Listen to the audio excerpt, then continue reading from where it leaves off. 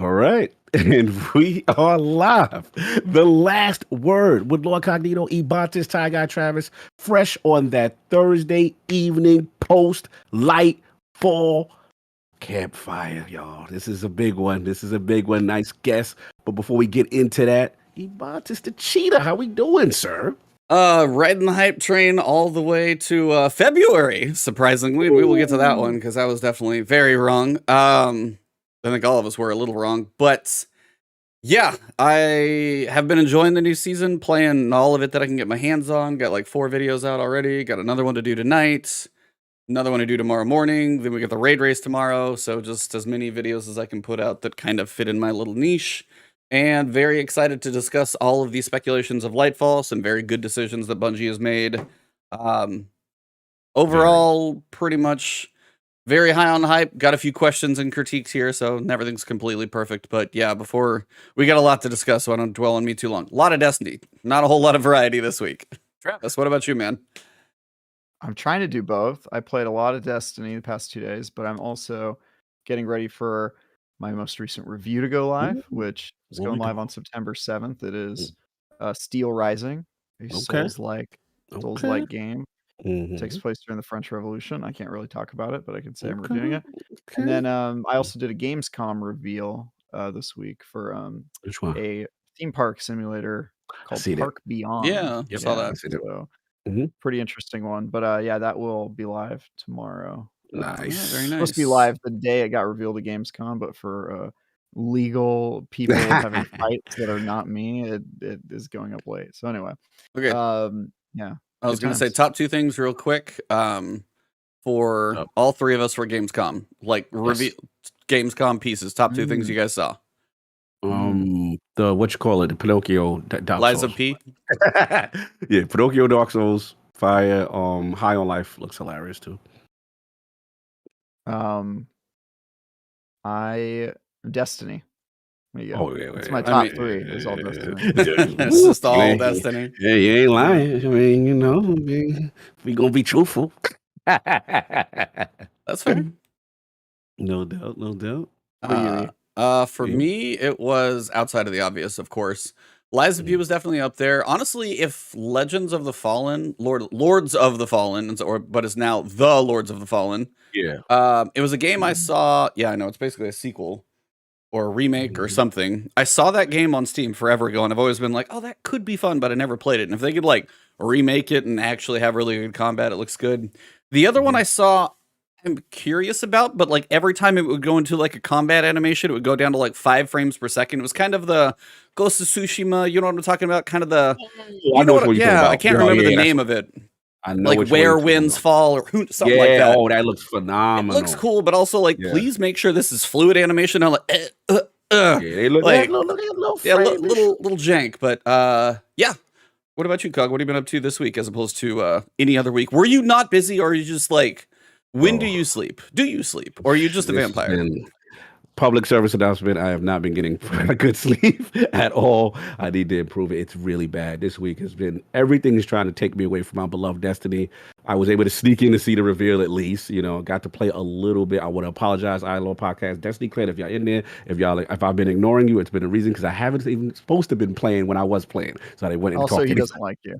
And I don't like you. So you got that. And then yeah, we got the reveal. We got shout out to Defining Duke and the stuff we're doing with Colin and them. Obviously stuff I'm doing with Ryan. We'll talk about that later. But yeah, I got a chance to play and catch up with some Gamescom stuff as little as I can and prep for King's Fall. So that's what I'm trying to do. Nice. As best I can with two rows of artifact. I'm in trouble. Yeah. Well, I bounty prep. At least I got an anti-barrier thing. I can you can shoot the champions in the way you need to shoot them, so you're mostly good. Hard carry. All right. Enough about me. We got this patient, amazing guest that we got to bring in. Eve. So Indeed. Right. Welcome to The Last Word, episode number 212. Bungie delivered. Oh man, did they deliver? And that's what we're here to talk about. Lightfall, Neomuna, Strand, Tormentors, and more are all coming next year, quite early next year, surprisingly. But right now, we finally have our hands on Season 18, which we know is called Season of the Plunder. And all I have to say is, arr, matey. That's all I got. But before we talk about it, Before we talk about who's going to walk the plank before the season is over, we are joined by a perfect guest as we ooh and ah for Lightfall, who is actually in the pre-show for the showcase. It's like we planned this. Wow. Now, Except we didn't. exactly. When he was just a boy, his journey began with a little Disney game. Actually, you and Maddie Plays should chat about these memorable retro games. You guys would get along great between Lion King and Toy Story 3. You guys have a weird conversation of Disney animation going on. Lion King is his game. That's his Disney game. It's one of them, yeah. But as we found, I played it, yeah. but as he found more and more games, he realized this was truly something he had a passion for. Another thing he had a passion for is bringing light to others.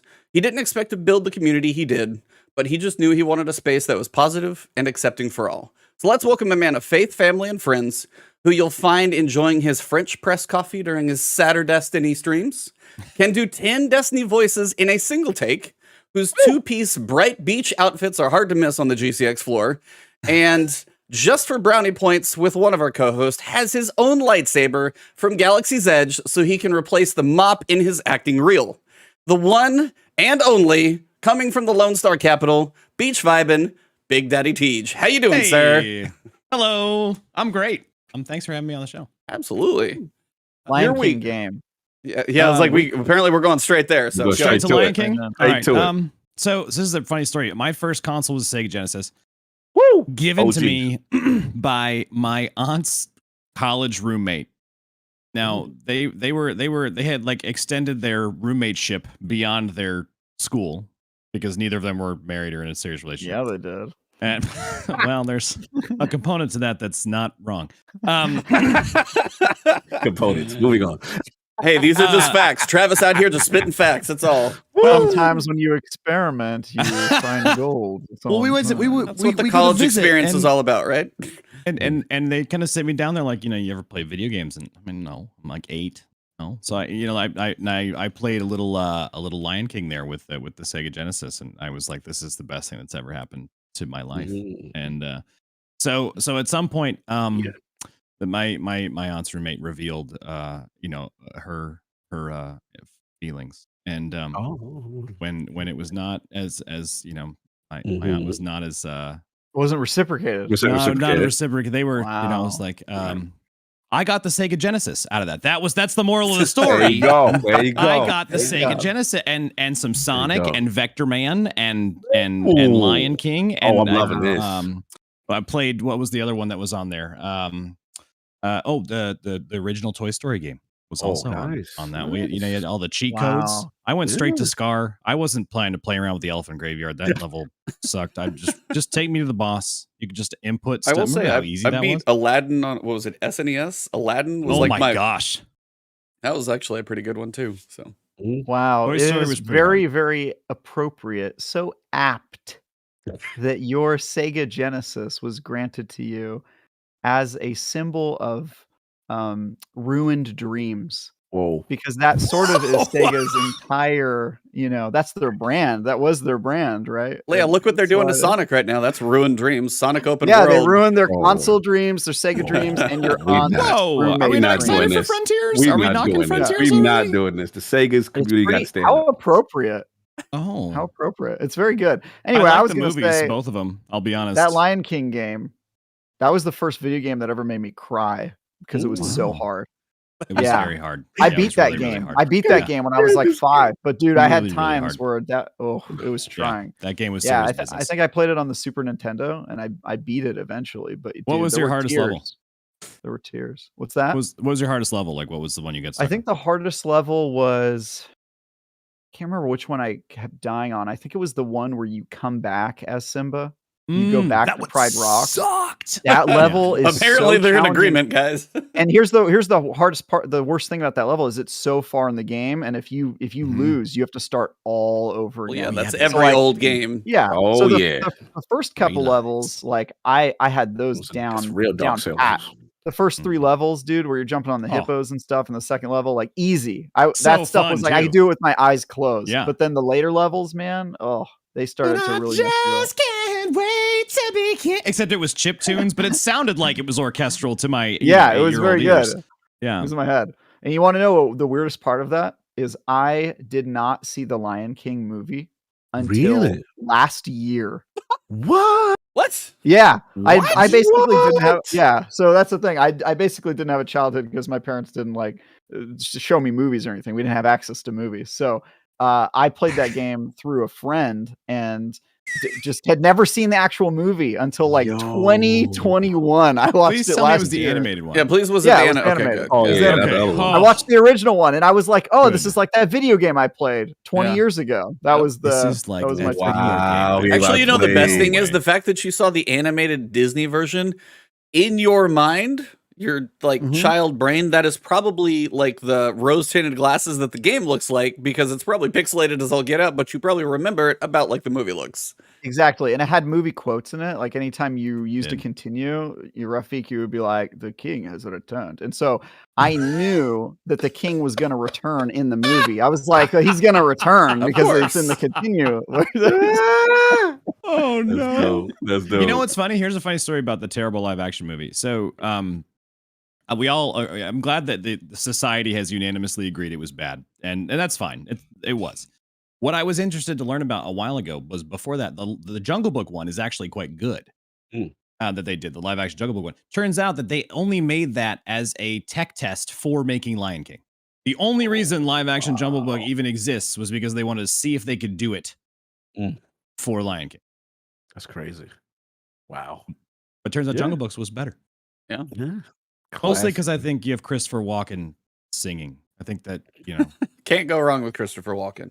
Is that a voice that you do, or is it just Destiny characters? Not well.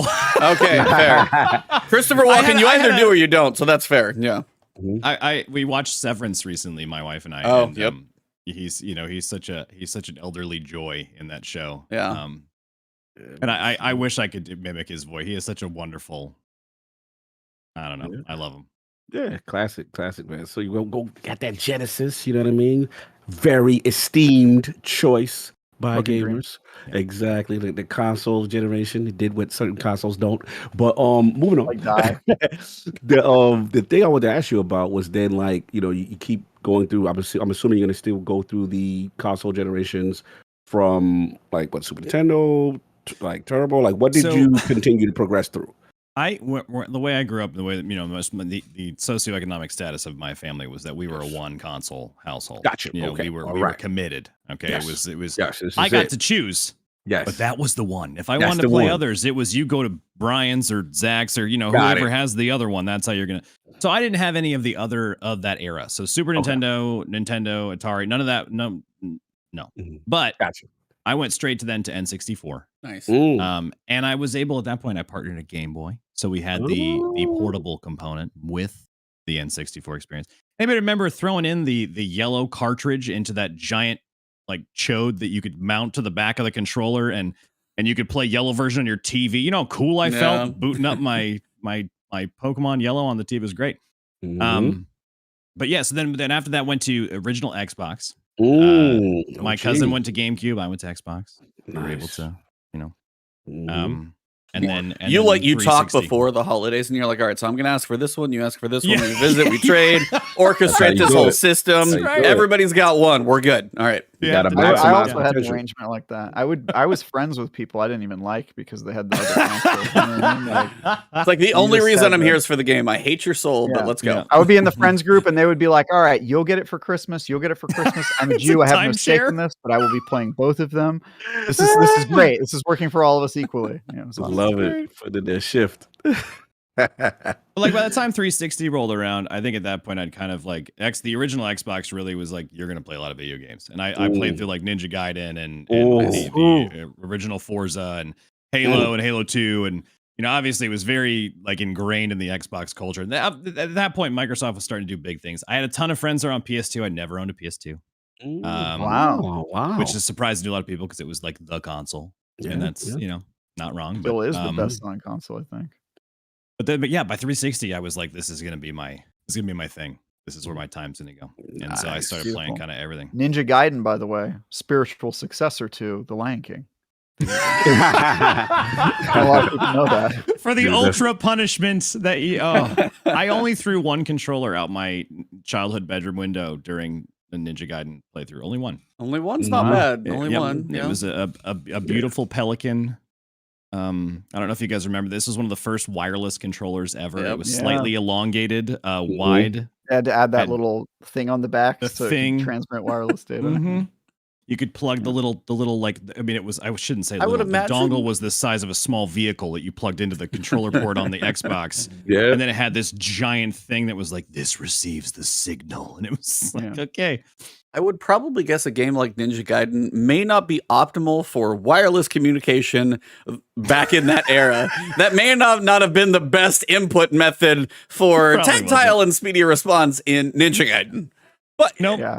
I think the best input method for playing Ninja Gaiden was to flagellate. You know, one of those little self whips. That's the best input method for Ninja Gaiden. Yeah. and now what movie is that? Trying to remember.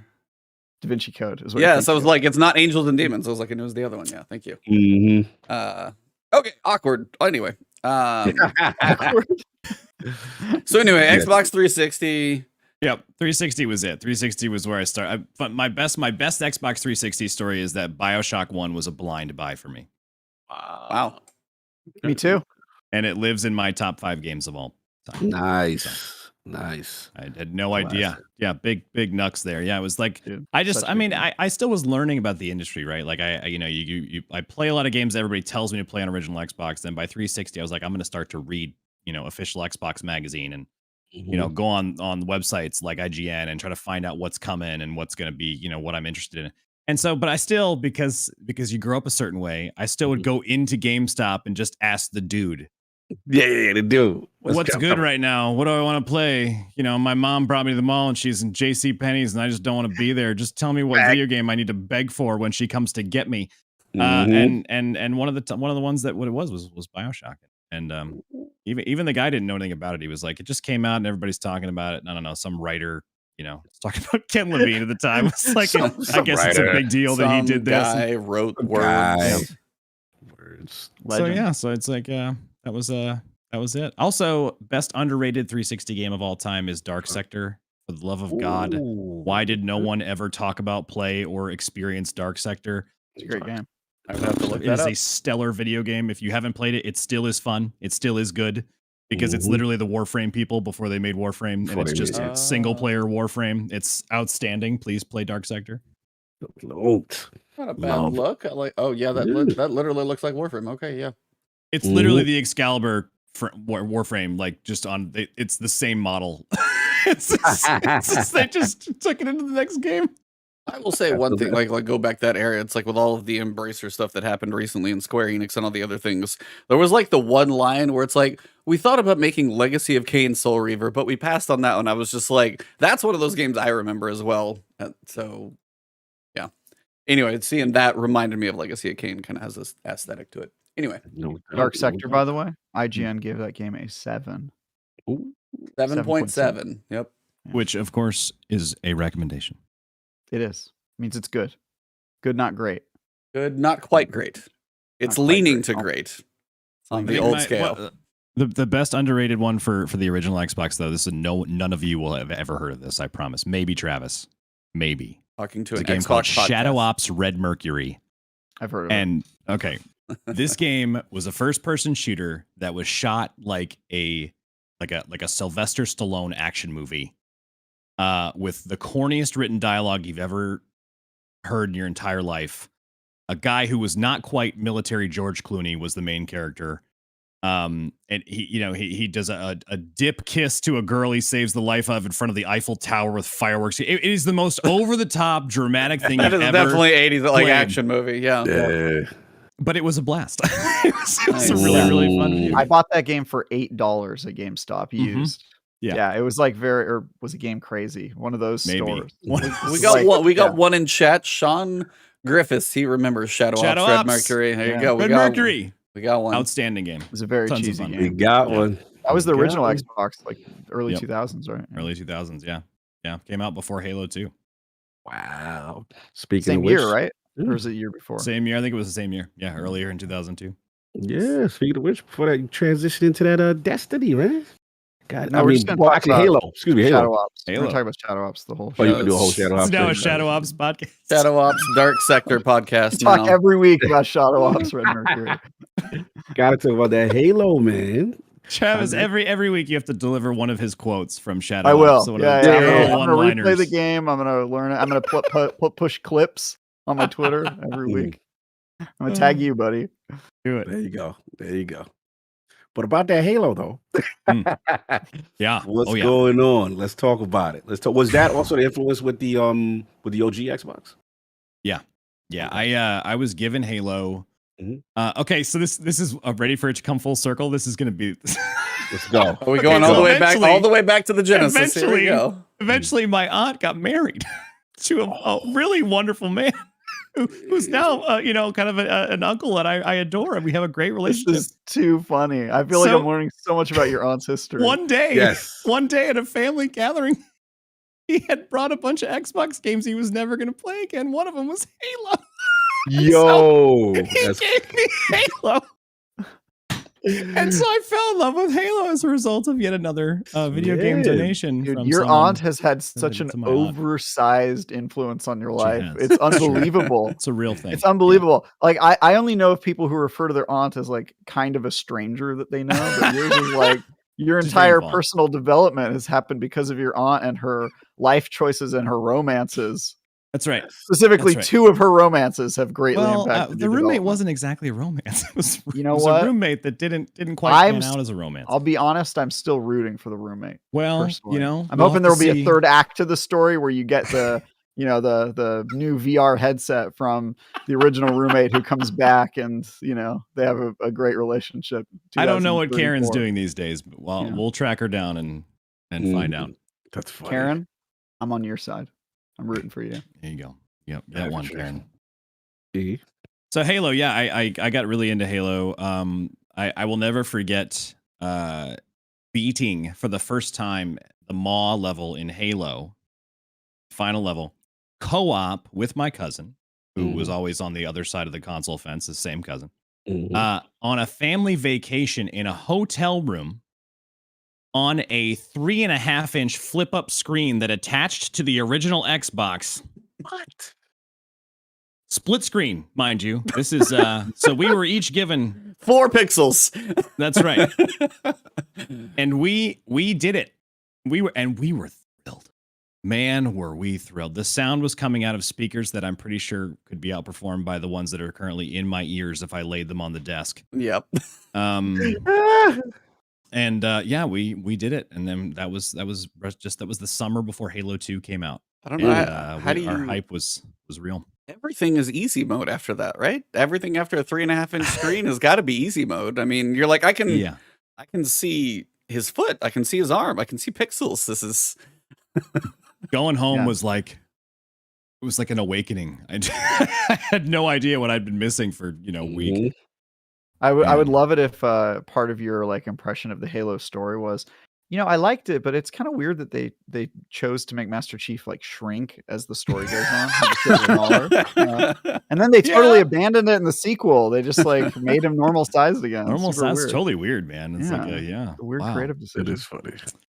Halo 2 for a long time was my favorite game of all time. I think a lot of people feel that way. It still might be mine, honestly. Yeah, I go back and forth, but yeah. revolutionary. I mean, made Xbox Live what it is.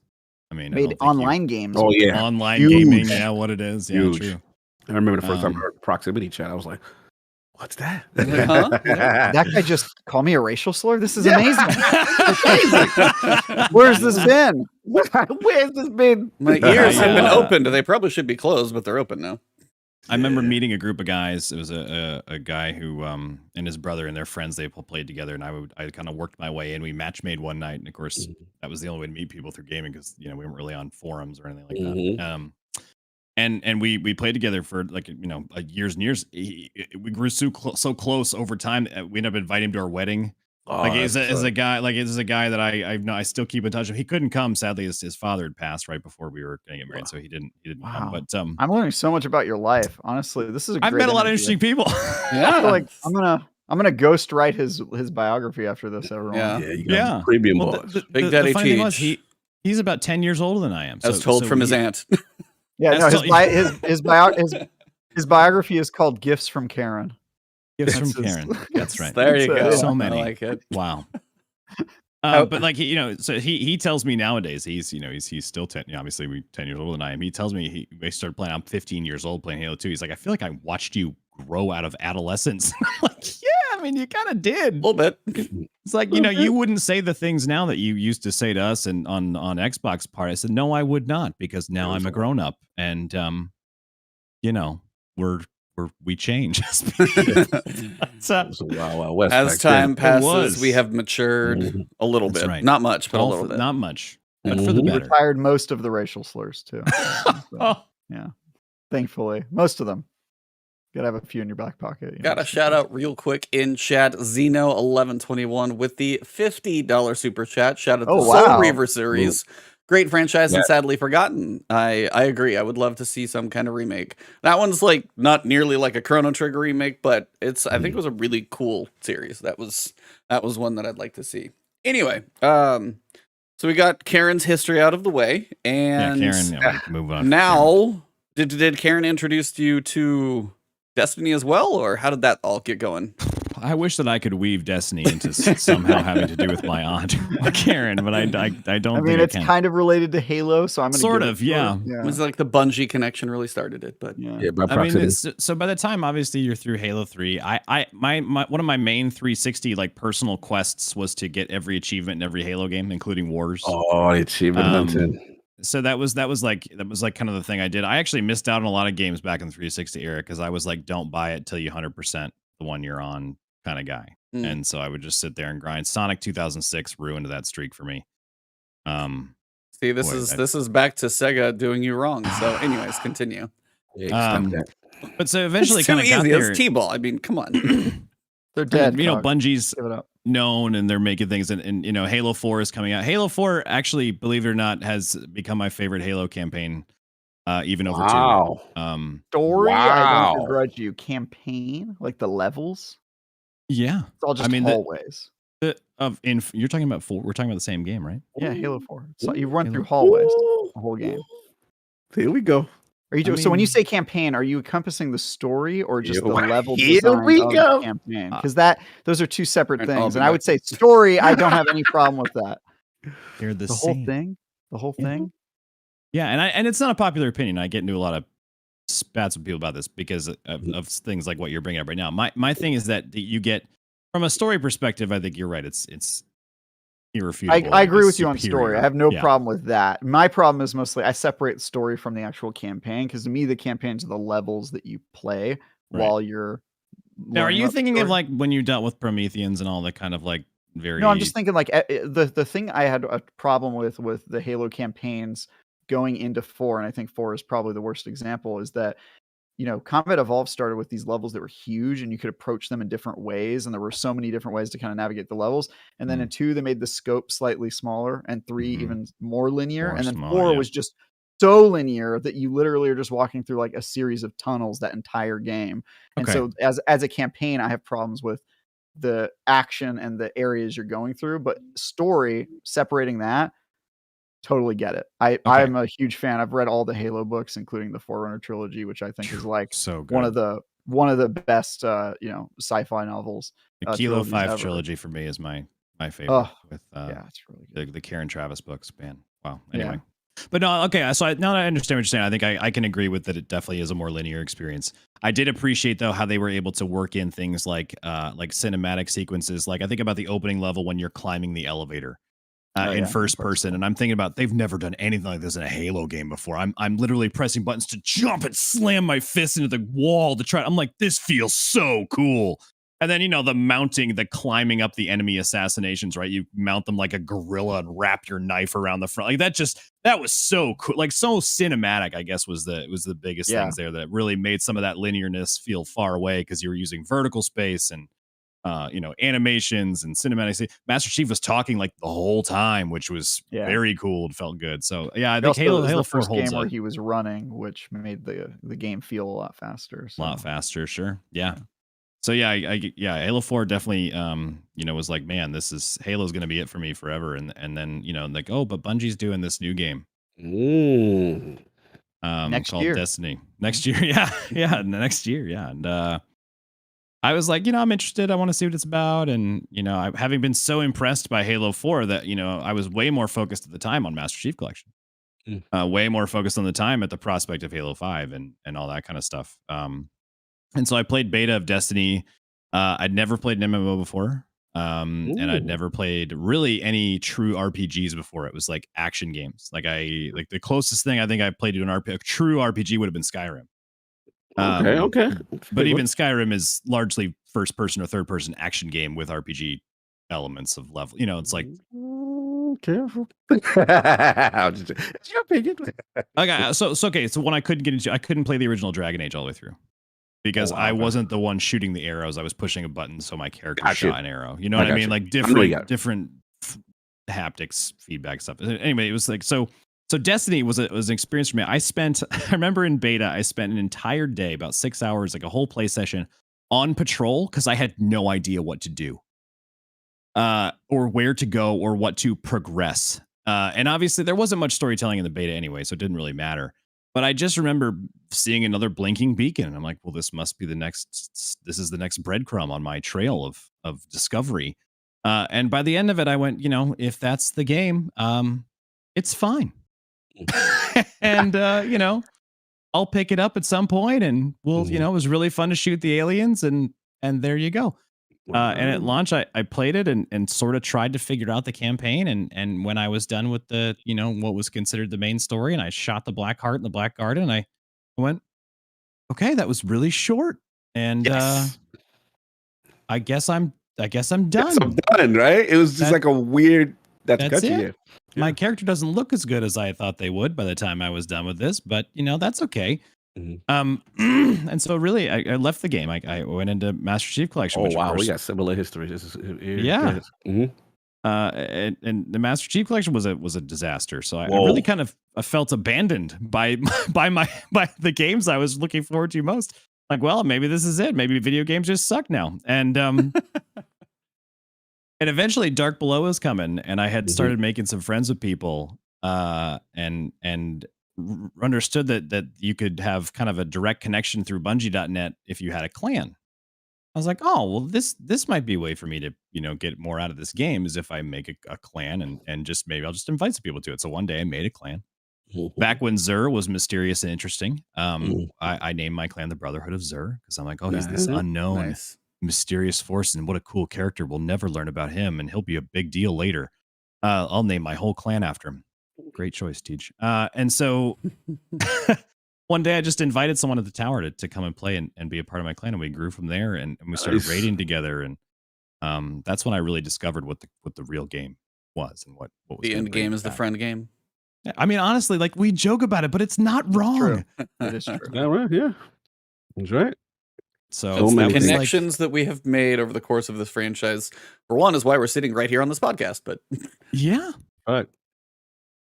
So it was like it's a thing. It's like Destiny sunk its claws in at that point, and basically from Dark Below onward, it has become almost the only thing I play. It's for the last 7 years. Yeah, no, it's just tremendous to hear that because I had the same experience, and it was just like I remember playing it like a traditional game, and it ended, and I was just like, oh, like that's it, and I was kind of like a little turned off. So I'm like, all right, whatever, and then. Again, they told me about, this raid thing and you got to do this. And I'm like, I don't know. And the grind starts and then you try. Yep. I try that. And then obviously the story is I become the defender of Destiny at that point because I'm like, this is amazing. I've never experienced what I did, just a raid itself on a console in the first person with platform elements and all that stuff was cool. So then you go for there. But I had to ask you a specific question because it's rare we have the hunters here. As a warlock, I'm surrounded by 2 titans. And it's rare, so I need some hunter love here. I need to know the draw to the class. What's the first of all, I love that you about Destiny as a warlock. I can respect Destiny. You know what I mean? Because these passion. 2, they out here with the Walmart gear. I can't look at their titans. Their titans are not no. But I respect the good. I'm gonna be honest. We got the best looking pirate outfit without a question. I Are love y'all this lady. both Titans? Those Travis two- and I are yeah, Titans. Yeah. Titans. Yeah. Titans. I'm But we just, gotta talk to the hunters. he wants to look good, and I want my KDA to look good, which Oh. doesn't really have. Doesn't really have it. doesn't tell Gilded a good Flawless story X5, there, by but- the way. So just don't at me. So let's get some hunter talk, man. What drew you to the class, and then like why is also Destiny is important to you as well? I think for me, Destiny was the first create a character game where I made a female character to start. And I made a female awoken character. Oh, I did walk into it. Yeah, because I thought that was Cool. just so cool, right? Yeah. And I think it was, part of it initially was because, I've always loved strong female characters. Like I used to watch my uncle, different part of the family. Just I thought I was like, no, I was like, if your awoken hunter is based off of canon, I'm gonna flip. I'm gonna flip out. Yeah. I used to watch and play Lara Croft, way back on the Mac. Because we always had Macs in our family. There were very little games you could play on a Mac, but Tomb Raider was always one of them. And so I used to watch Tomb Raider all the time. So I think at this point in my life as an adult, I was engaged, about to be married. Destiny was coming out, and I just thought to myself, I've played a Marcus Phoenix Master Chief like character for the last, however many odd years of video games. Like, let's just switch it up. Yep. And at that point, it became, looking at the three classes they give you, the only really show you get to hover over the icons, right? And they showed you the model and wrote 2 sentences about what that's all you get. You don't get to see any abilities. You get. So I just thought, well, I'm not I was never a football player. I was never a big bulky guy. Like I was never, just wasn't really my style to just run into be a brick wall. And I thought, okay, that's one thing. Playing a fantasy, right? Right. Yeah. It's and then it's so then it was then I could wear a be a mage type character, like a wizard, and okay, wear dress, and that's fine. I knew you were gonna say that. Yep. But then it was but you get the cape. And that's like a rogue assassin, the mystery, the intrigue. Definitely. You're gonna trip on that thing, kid. Movie The Incredibles, no capes. I mean, we've covered this, right? Okay, well, capes today. Well, also Watchmen, because that dude gets killed. Ooh. Oh my gosh! Why would you make me think about that? Yeah, that was a brutal scene. It's so icky. That was a brutal scene of Watchmen. Anyway. Okay, well, that's So I have this awoken hunter now, and I all I really wanted from day one was to look stylish and be the very popular rogue solo Boba Fett character with everybody is afraid of, but also thinks is super cool, and so I was drawn to hunters for that, and I remember doing Golden Gun and Arc Blade at the time, and just really feeling like I kind of like the idea of being the fast and sneaky. Yeah, I got you. Good choice. Oh. And then you ended up playing the slowest class and lost the ability to be invisible. Yeah, and again, blink back. Destiny 2 has certainly changed my opinions on some of the identities of the classes. I agree. Fast and sneaky indeed, Teej. Yeah. Well, it's funny. I just did a charity drive for GCX, and one of my incentives was if we hit a certain amount of dollars, I'll main Titan the rest of the season of the Haunted. And so they did it, and so I had to main Titan for about 80% of this past season. Nice. And I remember getting on there, and that's that main to me is that's the first character I run for trials every week. That's the first character we go through GMs with. That's I'm really to focus on it. And I'm like, gosh, I am fast, and I'm running around, I'm freaking out. I've played 3 classes since Destiny 1, but only as my they hold my other gear that the hunter can't fit, basically. And they run the raids to get the extra loot. Whatever. And I'm thinking, man, you guys got to keep up. I'm way up here. I'm shoulder charging through the air just every time. Man, it was wild experience. So I'm like, gosh, I'm kind of and everyone after stuff was done for the week, get back on the hunter, and I'm running with my Titan friends. I'm like, can you guys just slow down a little bit? I'm just trying. I don't have access to a sparrow right now. I can't keep up with your the sprinting. Yeah, and the wizard's over there just Icarus dashing down the hallway next to you.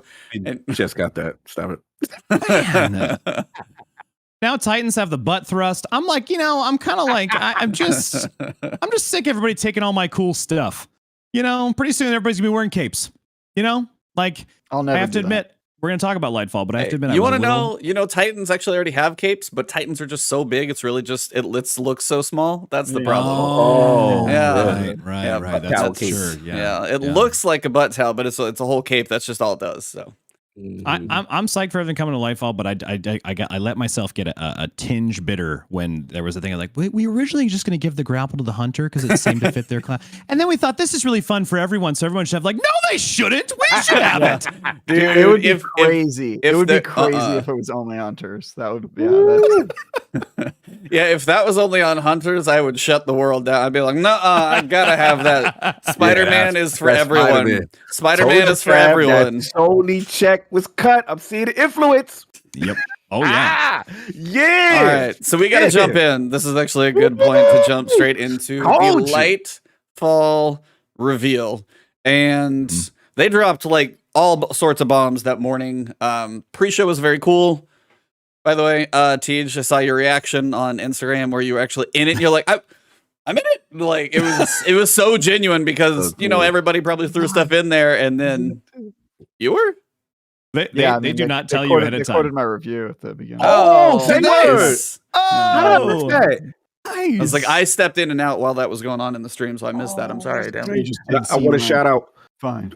That's crazy. I want to shout out my writer from Ty from LordCognito.net. He was in the Guardians Hero thing. I was like very proud of him. Man. I was like, oh, that's nice. So everyone's got some connection. That's cool. That's cool. Yeah. But yeah, they dropped tons of info. So we're going to Neptune. Is it on Neptune itself, or is it a moon of Neptune? It's on Neptune. Neptune. I think just Neptune.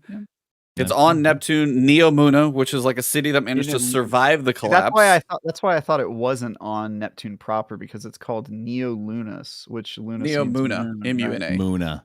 Neomuna, M-U-N-A. Yep.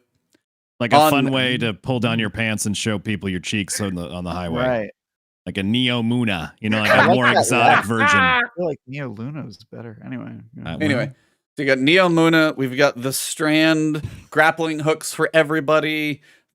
Guardians, this is the first time anybody's ever accessed the Strand powers, so we're learning it as we go.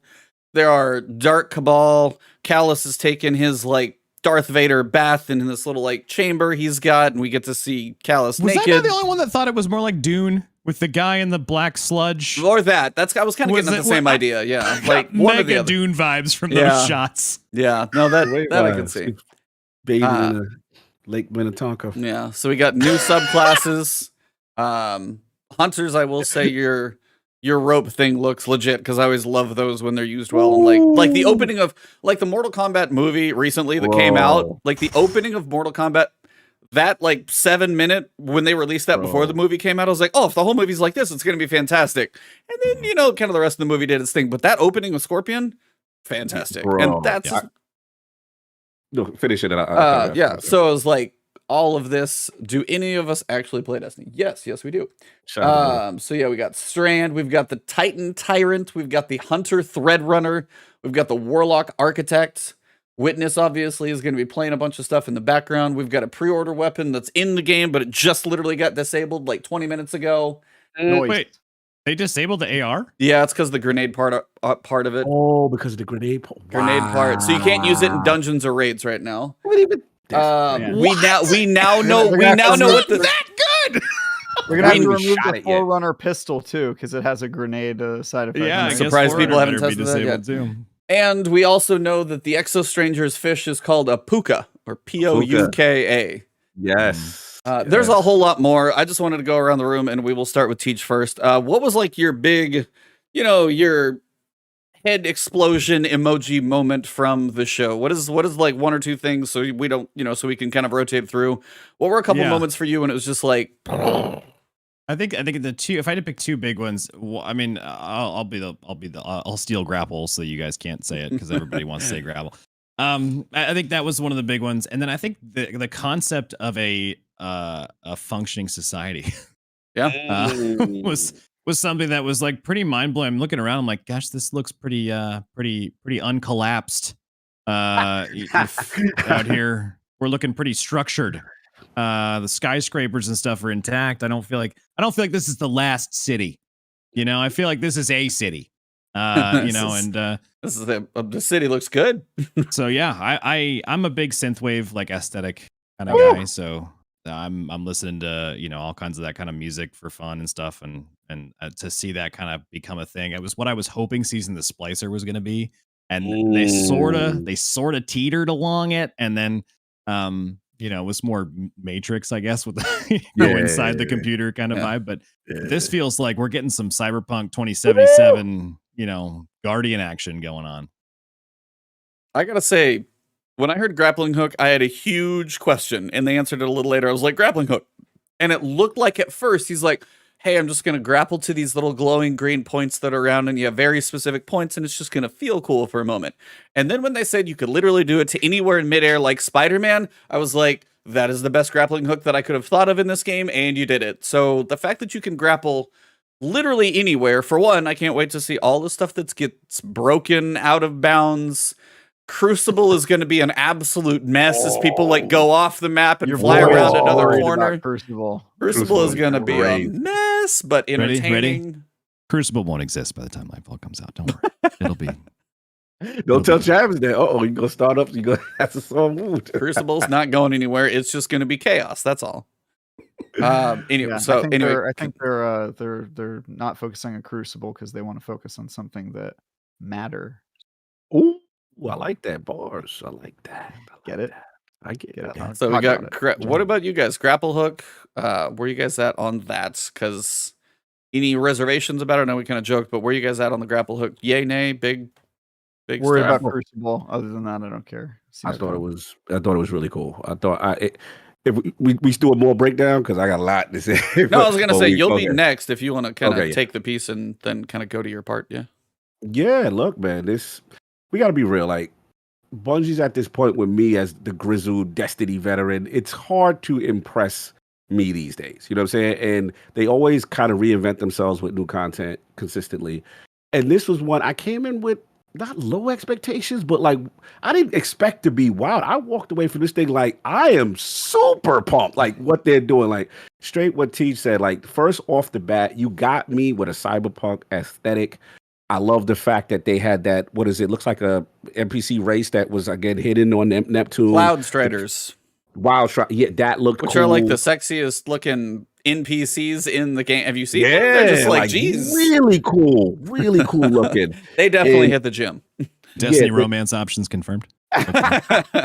Strand is going to fundamentally change the game from a mobility standpoint. And all I keep thinking about as a floofy warlock, I was like, all those jumping puzzles that tormented me. I want to go back. Can you imagine what they're going to do to the jumping puzzles now that you have a grapple hook? They're going to be that much worse. They're going to be worse now. But what I'm thinking about is like the traversal now will probably be faster and it'll make it harder for me. So even though I'm happy about older content, I probably need, like you said, I need to be scared about new content. Yeah, to make it a challenge. Yeah, so that looked cool.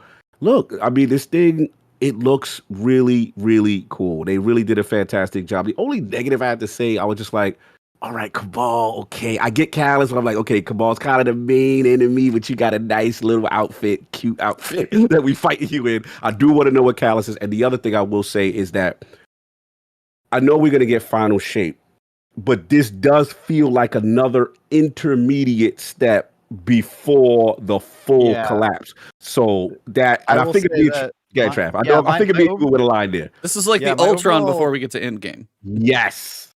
Okay. Well, yeah, I guess this was not the vibe I was expecting. So I actually came away when it comes to the setting somewhat disappointed because for one, like the whole like Tron vibe doesn't really work for me with Destiny. It's not really anything. What's that? Give me that all day Tron. Let's go. It's biased. Go ahead. It feels very not Destiny. This is the sort of expansion I would have expected them to make after the Darkness and Light saga because it feels very disconnected and like it's like a different adventure where they're off to grand new frontiers. And look, there's a city that we didn't know about that's been around for a long time and all these new characters. And it's got an interesting sort of vibe and we're in a living city and stuff like that. That's all super cool. It just feels weird that like we're going from this into the final shape. You know what I Yeah, mean? no, Like I hear where you're going. the Witch Queen by comparison felt way more like substantial and like involved in the story of like, oh, we're starting to wrap things up. And this is like we're opening a whole new bag of worms that almost Mm. seems like it doesn't really have too much to do with what's happening. It's like us Mm. going to a city and being quirky right before we get obliterated by the darkness. You know what I mean? Like it's like the audacity of having like a ball party on the Titanic, right? You know, as it's about to sink. It's just a little. It's a little bizarre to me, and then that combined with the fact that we're facing the Cabal, which I feel like we've already dealt with them, and Callus, who I've also felt like we've already dealt with, and to me isn't a super interesting villain to begin with. All of that sort of made me go, okay, I'm excited about Grapple Hook. The new subclasses look cool. All of the other announcements they made that day look sweet, but I just wasn't. It didn't feel like right to me. This initial reveal. That's where you're at with it. I mean, for me, it was the perfect palate cleanse. I think for me, the reason why I was so excited, I'm just kind of tired of, the books of darkness and it's always, don't get me wrong, the Hive is the coolest thing, but it's just I'm getting tired of the same old thing. The only thing I think would have made it cooler for me if it was like the Vex, and the Vex had like a central point. Like I think at this point the Vex need a person with a voice because they're just too soulless. So I understand Callus, I understand the whole thing, but it's interesting to me. What's funny to me is I was curious to see how people who don't play Destiny, like they were in our stream, how they react, right? And I got people who don't like Destiny, like, yo, Cog, what's up with that Lightfall, bro? Like, what's going on? Like, I'm like, oh, you care? Like, that to me was interesting because people felt like the vibe I get, like, yo, they felt like it was lived in, and I guess that they were jumping through the buildings and they fighting in the streets and all this other stuff. So it's interesting how it's resonating with different, communities and people who don't play Destiny. So it is interesting. We saw the numbers on that. I don't know if you saw the numbers on that pre-order and Steam and like this. Yeah, thing, it does that every time. It did it with it's hit different. Giant expansion now has. No, you say that every year. Bro, I'm not gonna let you do that.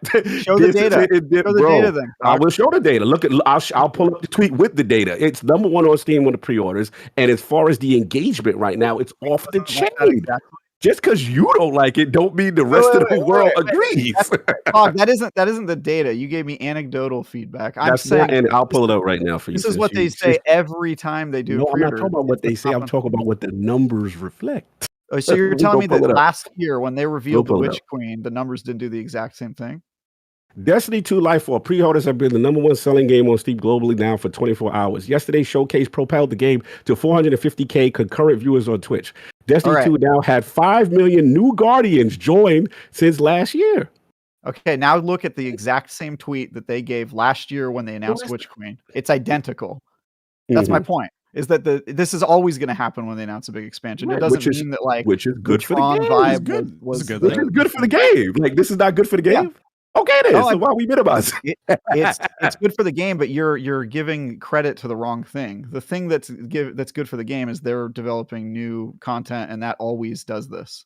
So that's my point. Is that I don't know if it always does that. I don't know if it was Witch Queen and Shadowkeep did the exact same. I don't know if Beyond Light. Shadowkeep didn't do. We can't use that. As I'm saying, Shadowkeep and Beyond Light didn't do that, so we can't say they always do that. Then show me the data, Cog, because you haven't shown me that. I just showed you that. So you showed me one tweet. Show me the tweet. Hold on. Are we going to say is not the number one? Are we going to say that Beyond Light and Shadowkeep has the same impact of right now with Lightfall? We really going to do that? You're going to really make me search that data? All I want to make you do is I'm going to make you find me the tweet where after announcing the new expansion, Bungie put out a tweet and said, unfortunately, we're not number one on pre-orders right now, and our player base has gone down. And you know what I mean? Like it's coming from Bungie, though. I'm not even talking about for Bungie. I'm just talking about data, period. That's all. Yeah, so find the Why are we so anti-Lightfall? Where is this coming from? Like, what is going on? But anyway, moving on. Yeah, I just think move on. You're connecting dots that shouldn't be connected. No, and I just think that because you don't like it, you feel that this is something that's always happening when an expansion drops. That's not the case. They've had 2 expansions that did not have this reaction. Period. Okay. You're wrong. You're wrong. You just don't like it. That's fine. No, look. I said I largely like the announcements that they made. I got super hyped when they did the announcement. I just have I think the setting is a little. It's like kind of. It felt a little shallow to me for the penultimate episode of the game that we put all this time into. It felt like kind of like a little bonus episode, an interesting kind of like side adventure. You know what I mean? I want to comment on that because you're so what you're saying makes sense based on something that Bungie said about a year ago. Yeah, where this was supposed to be the end, right? The end. That was the and idea, then they said we've actually got more stuff to talk about, so we're gonna do a new. Now, final shape is the end. Yeah, right? That was a big deal. And so for this to be what they made room for, we'll say that, because apparently if this was the end, there wouldn't be. I don't think they wrote the end. I think they have the end, and this was something they felt they needed to put in before the end. I wonder if something that we didn't see revealed in the show, but something that may be revealed to us as a result of Lightfall launching, is that by us getting in the way of Savathun and Rolk, we might have forced a Witness detour that he did not expect to happen.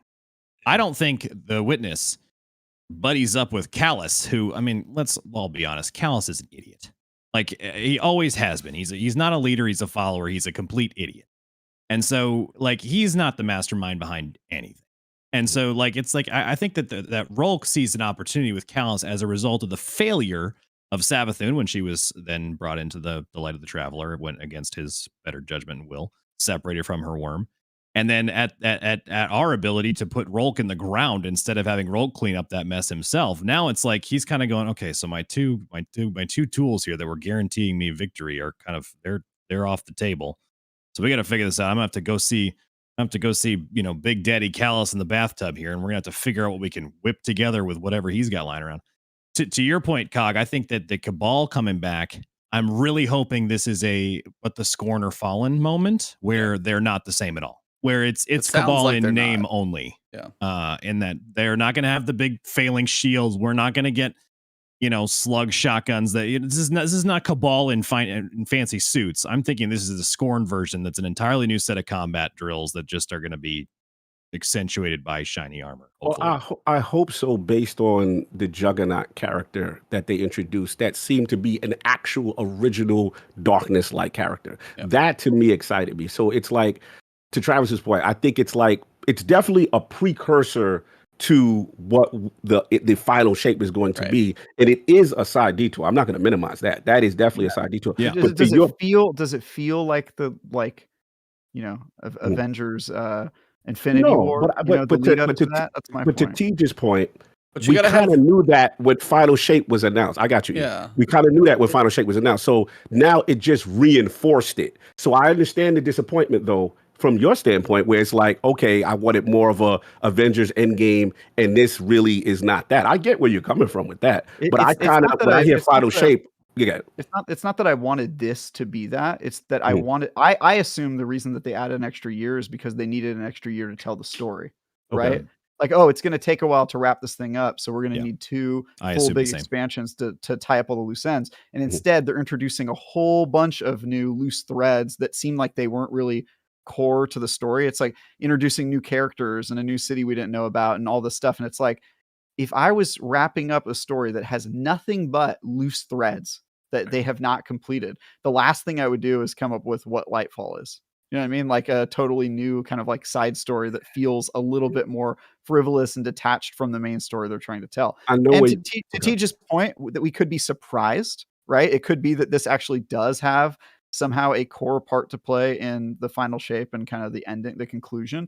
But I just didn't get that from this. And so my initial gut reaction was, really? This is what they're doing right before they wrap up Destiny 2? They're kind of having like a goofy cyberpunk side story, Neo, city. It just surprised me. It was not at all what I was expecting. And my gut reaction was, that's odd.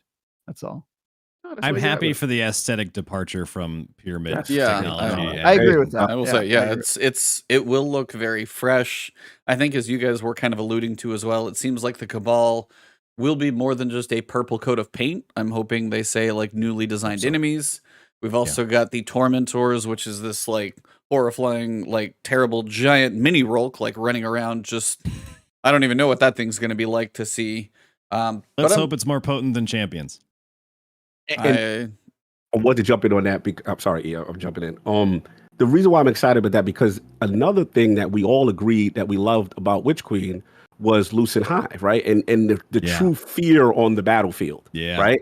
And I like that. I was like, oh, because the way they was describing this thing as this unstoppable thing, and when he comes, you better be wary, you know. And I want to know if it's truly that, because that was one of the greatest things I felt Witch Queen campaign did well. For us to get out of our comfort zone, you have to go out there and get, not only kill him, get that ghost and finish him. Otherwise, you're going to get tormented again. Yep. So I'm dying to see what that is. I like that implementation, and hopefully it's done well. Sorry. You're good. No, I was trying to see. All right, who's had there too? So you got obviously the grapple hook, and we got kind of your synthwave situation. Cog, what are your two, or where you at on yours? I'm very. I ain't going for. This was the saltiest I've ever been. I see the strand. I see the hunter. Oh, and you're a warlock. And he doing this, and I said, "Damn, that's fire." Yeah, I see y'all damn I'm Titans. the same boat, Cog, because the Titans are just punching. I like, bro, them arms, the drill arms. No, dude, all of our darkness powers are punching gloves. Yeah, all we do is punch again, and I'm like, instead of an ice fist, we have a blade fist. I'm like, yeah, dude, it's more. Like, what is the least creative thing you could have done for Titan? Oh, give him another gauntlet, like glove type weapon. That just granted, now we're gonna T-pose and ballerina twirl, so it's gonna be a little different. It's literally Stasis all over again. It made me so upset. I was like, dude, and then the hunter's out here with a chain. Yeah, bro, the hunter is Hunter looks sick, and over here I'm like, cool. I have green blades instead of blue fists. It's like. I am jealous of the hunters, y'all. I'm jealous of it. I think what is the warlock again? I don't even remember. Oh yeah, it's basically a Nova bomb. It's the exact same thing as you have this like kind of 1,000 voices strand bomb that like whips around and does stuff. Kind of. Didn't it look a little bit more like sentient, like Super Striga? Like it was like a seeking thing, right? Like it was like a cut through, and it was like a Yondu arrow, but like way better. It looked like it had some potential, telekinetic. It's probably one of those ones that'll be efficient when you use it. I'm actually, even though I'm complaining, I'm just talking about from an aesthetic, from a cool standpoint. I thought y'all two look cooler, and I was like, damn, okay, cool. So yeah, give you the grappling hook, okay? Just be happy. Yeah, okay. Yeah, we all got grappling hooks. Cog, you have nothing to complain about. You literally have the ninja band over the eyes in your armor. I love that. That part is cool. I thought that was the Titan. No, that's the Warlock. I'm looking at that was the website. Warlock. Yeah, I thought it was the Titan too, because I thought I was like, oh, cool. What? The Warlock has like the red band. The 2B meets Ninja Turtles. Yeah. The Titan looks like he's just got about 7,000 bullets and green blades on his arms, but no, the Warlock has the red headband looking, or red eye band kind of looking thing, and you've got the Architects. Architects effortlessly manipulate the weave using only their mind. From the backline, these telekinetic sorcerers can even twist the strand into sentient creatures to do their bidding. Okay, what if you have like an arc soul that's a little more? What if you have like a little arc running around pet? You have a strand. You have a strand, buddy. Did you guys play Nightfire on original Xbox, the 007 game? Oh, I've heard of it. I don't think I'm trying to remember if I played it. First game that used Pierce Brosnan's likeness as James Bond. It had and the PvP, it was a riot. You had this weapon that was a heat-seeking missile, except when you fired it, you became the missile, and you had to seek the missile yourself in first person, a la like Titan missile. Oh man! And you had to steer it into, and so your body's just there. You could be murdered at any moment because your camera literally leaves your body and you're inside the missile. But you could steer it for as long as you wanted to, wherever you wanted to go, until you drive into the ground and exploded it.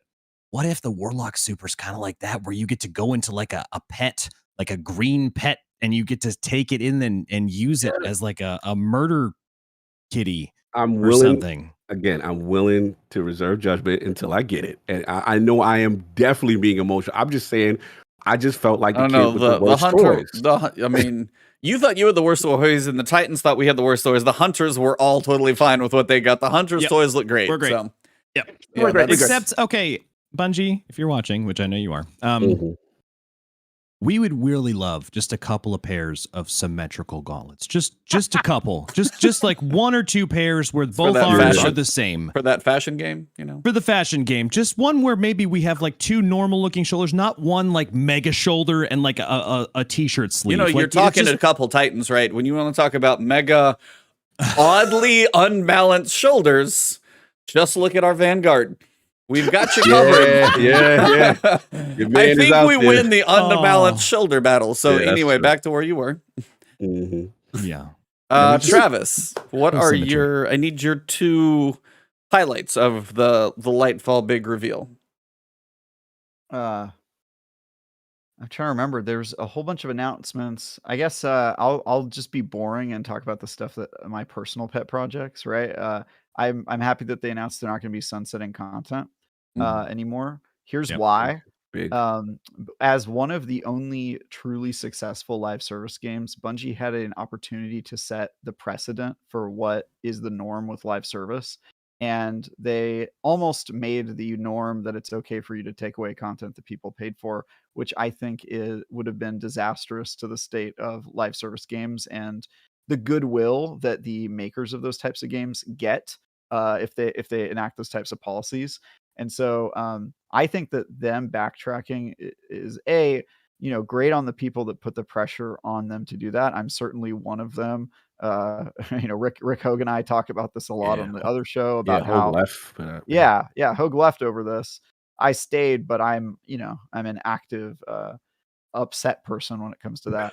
And I think that that's huge because it has potentially far-reaching consequences beyond just Destiny. Now, if another company does it, then we can point at them and go, "Oh, the industry's past this. Didn't Bungie try that and they decided it was a bad idea?" So everyone should reject that idea. It also makes me wonder a little bit how the high ground that they claimed of, "Oh, well, we had to take the content out of the game. The game was getting too bloated," and now they're backtracking on that. It makes me wonder all those times that I called them liars for saying that, if maybe they are liars for saying that. So I'm just I'm sure that they had a reason. Destiny certainly runs faster since they took that content out. But as Hogue would say, it's not my problem, right? Like if you need to figure out how to run your game and how to make it efficient, and it's not my problem if you think that you need to take content out of the game to make it good, like that shouldn't be on the table if people have paid money for that content. And so anyway, that's one of the areas I was like personally fist pumping, which I know is not an exciting thing to. No, but that's huge. That was very exciting. That was huge. Yeah. What were some of the other stuff they announced? Commendations. Before you, that's really big. That's a really big. Before we get a commendations, I did not care about. I was like, oh, people are going to get to have an opinion about me. Yeah, no thanks. Yeah, I can't. I get enough of that. A bad rating. It's called YouTube comments, bro. I already have plenty of that. So also, it's probably going to be one of those things where like Teddy is going to miss his first triumph because he has to have like 50 people say that they like him, and like he's never had 50 people say he's liked them in his entire life. So that's actually, you know what? I'm sorry. I shouldn't be slandering Teddy like that when he's not even here to defend himself. Right. That is super disrespectful. Yes. So I will not slander him without him being here. Okay, Teddy, come on. Let's just get this going. So listen here. We got the surprise cameo once again. Hold on, I gotta adjust your guys' frame here. Travis's house is late. That was actually a fear I had. We didn't talk about this. That is a fear I had. If the commendations have triumphs associated with them, I will absolutely go nuts. Because 50 people are not going to like me. I'm going to be such a menace. You gotta earn it, man. You gotta put that blessing in his head. You gotta earn that confidence. No. You may as well put the green screen down, Travis. It's not doing much good now to fit you both in frame. Yeah, exactly. Do any of you guys play Final Fantasy 14 online? No, my brother does a ton, but I don't. Good game. So I'm a really avid Final Fantasy 14 online player, and it's the first MMO I've ever played. The community there is delight. But they have a commendation system, and it's you only are allowed to give one per activity to one other person. So you can't give it to anyone on your fire team or in your party. So you can't just spam your friends with commendations, which I think that's a good system too. But the Bungie is actually tying cosmetics to these, which is what is going to drive me forward for these competitions. But even in the Final Fantasy situation where they are arbitrary and mean next to nothing, aside from working towards certain achievements of getting milestones of them. 5,000 is the highest. It's still to have someone that you don't know, a stranger that you match made with in an activity, be like, you got, they're not even specific for a role, just you got the commendation. It's all it says. It does have it's a little serotonin boost. Like when you leave an activity and something pops over and thing like you received a player comment, just like somebody thought I was good at this. Like it doesn't even matter what they thought you were good at. It just like, oh, that all right, cool. It's like almost validating that like you did your job well in that activity. So I think even if it's base root core, it's just somebody's opportunity to be like, gold star for you, Warlock. Thanks for dropping the rift when I was gonna, go down hard. Anything that gets us out of the salt. I feel like it encourages a little bit of better behavior, like Yes. people who stay idle in parties. You got to turn you up a little bit now, by the way, since you're farther. No, I can just turn it. People who refuse to revive you when you die in a match-made activity, and they just kind of like leave you back to death. Yeah, so basically annoying. all the stuff that Teddy does unrepentantly, he won't be able to do anymore because he's got to think about other people now. It's not the selfish he's gotta be just for triumphs. He has to be a good person, and that's tough. Yeah, I don't think there's going to be bad ones, right? They're not. No, I think they're all positive. They showed all good, right? Yeah. Actually, I think they commented separately on that in a tweet or a Reddit thing saying that there's no negative. Okay, good. I definitely. They did this in D1 kind of. So in D1, the reporting system had positive comment that you could like report someone for, and there was an emblem you could earn. It was very arbitrary though. Like I don't know how you actually got it.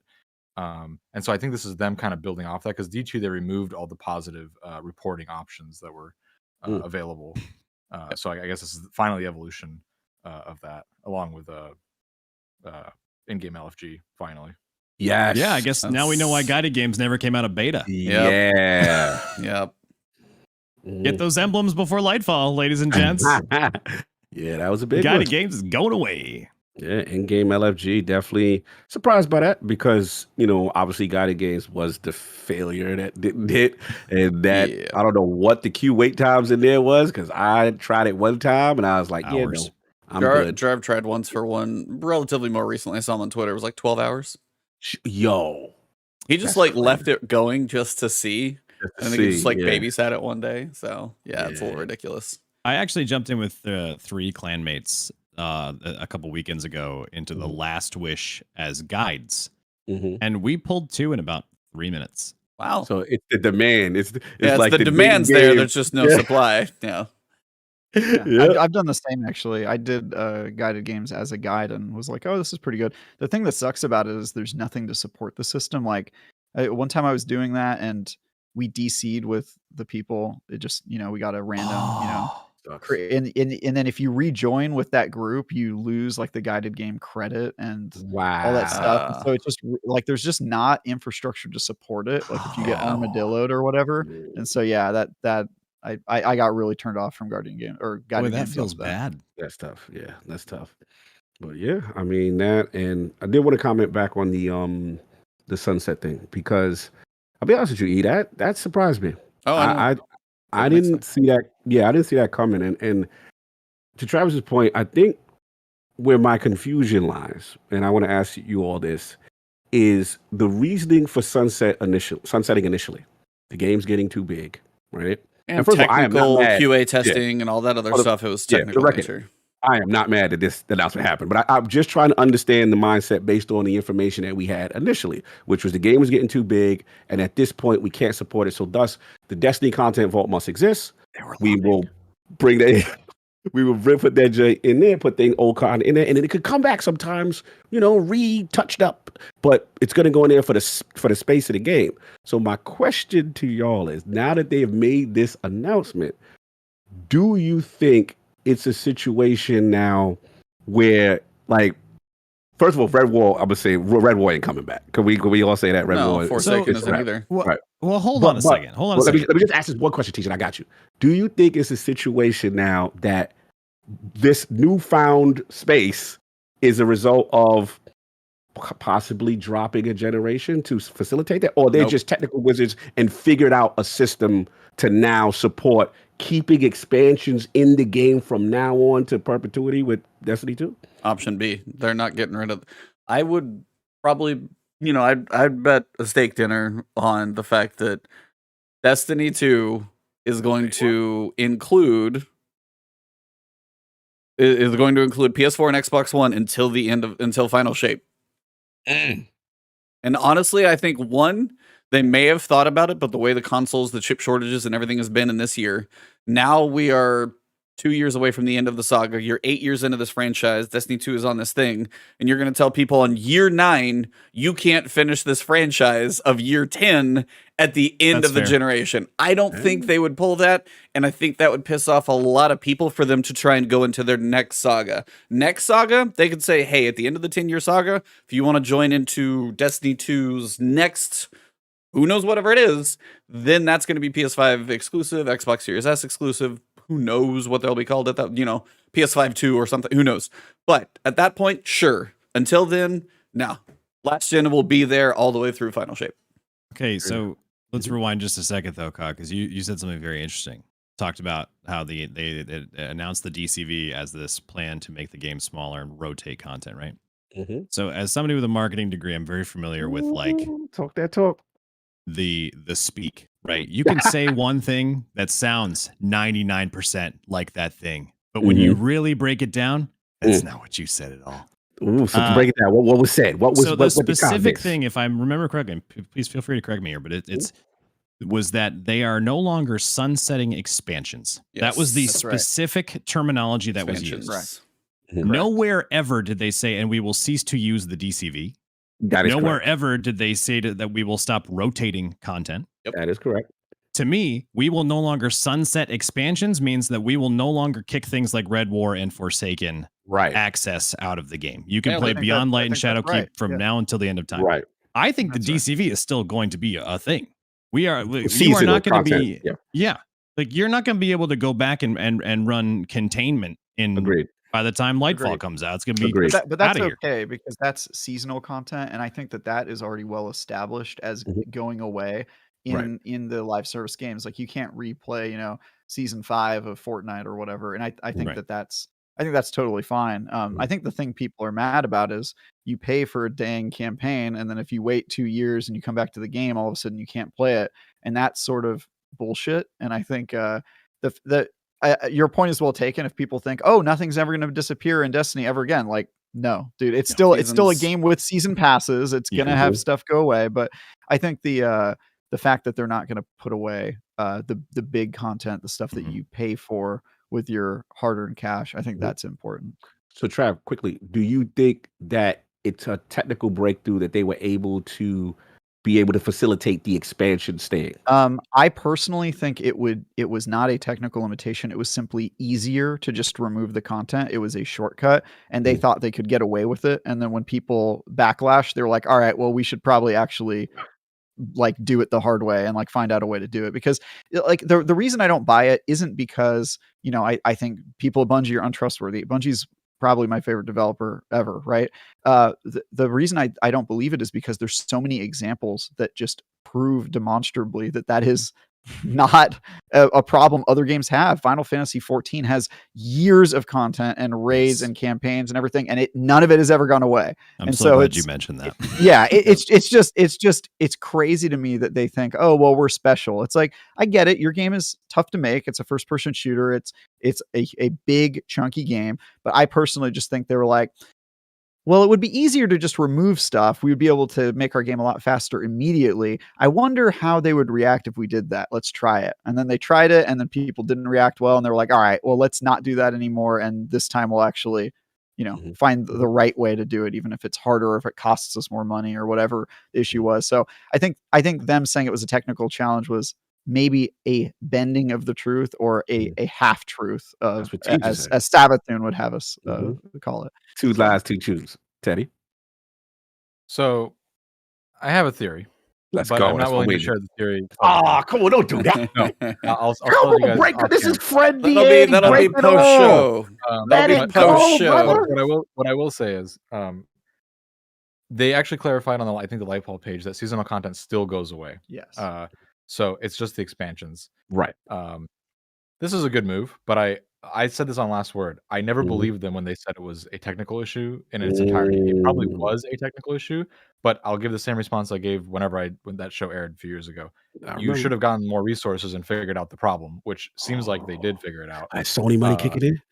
Well, apparently. So I want to upset That's the difference, man. Look how they can change it. They probably solved this in the last few years since they've staffed up significantly, Yeah, and so it probably was a real problem because the example they gave, which was like kind of weird, it was like a war mine mission was getting bugged because of some update and was affecting like 0.5% of the player base. But again, I'll give the same answer. You just put out a notice being like, this mission is bugged. We're gonna fix it in a few months. Sorry. So I think Travis is right, where it was sort of this like, this is easier to just cut the content than it is to actually fix the problem. But now that they've staffed up so significantly in the last couple of years, I think they finally got the resources and the just the power, the ability to actually solve these problems. Right, man. He's put an asterisk there though, because I have a theory that actually fully explains this, but I'm not going to share it publicly for certain reasons. So that's fine. Cool. Also, Cog, I think I just need to clarify at this time that when a company gets acquired, the money goes to the stakeholders and not the company itself. So they didn't actually get any money from that. So yeah, I felt like Insomniac influenced the Strand. We continue. I hate to, grapple hooks are not trademarked by Sony Pictures. I hate to break it to you. I think they made the call. Anyway. Hey, what if they called in Insomniac though and be like, hey, can you give this like a peer review? How's it feel? Peer review. Question for you. I had to ask with reference to the same subject, but I'm trying to get my man, Mr. Matty Plays, to play Destiny. And he says, Cog, that Don't game do looks that. fire. Has he ever played it, by the way? Has he ever played it? And he's like, I want to play it.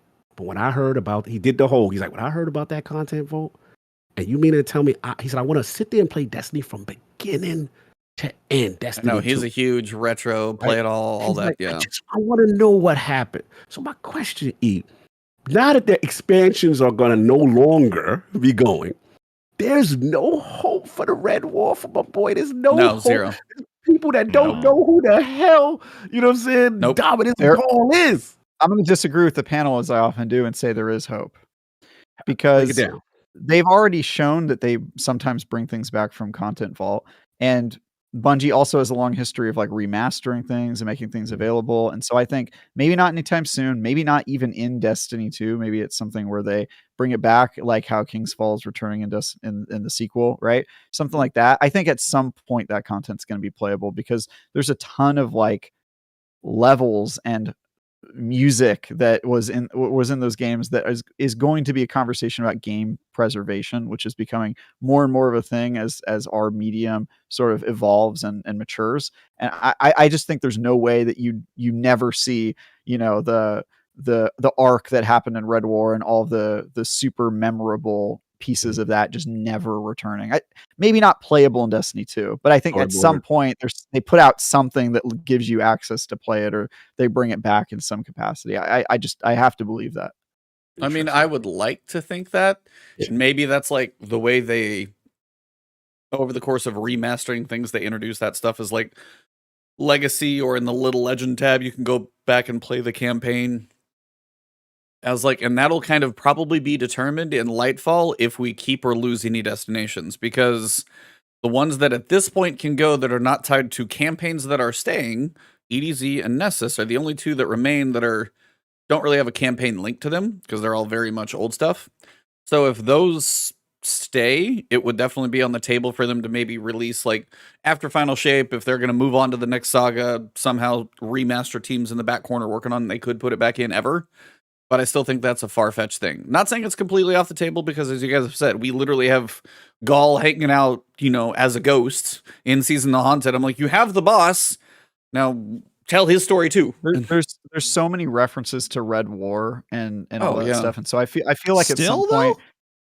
Yeah, still. I mean, like, because Hawthorne doesn't have her dialogue anymore, and like Yeah, but we're about to go into a DLC Lightfall that is a direct connection to the events of the Red War, involving Callus and that whole military front of the Cabal. I think like at some point they make a DLC or something called, Destiny Red War, and it's just like a compilation of stuff that happened those years or something like that.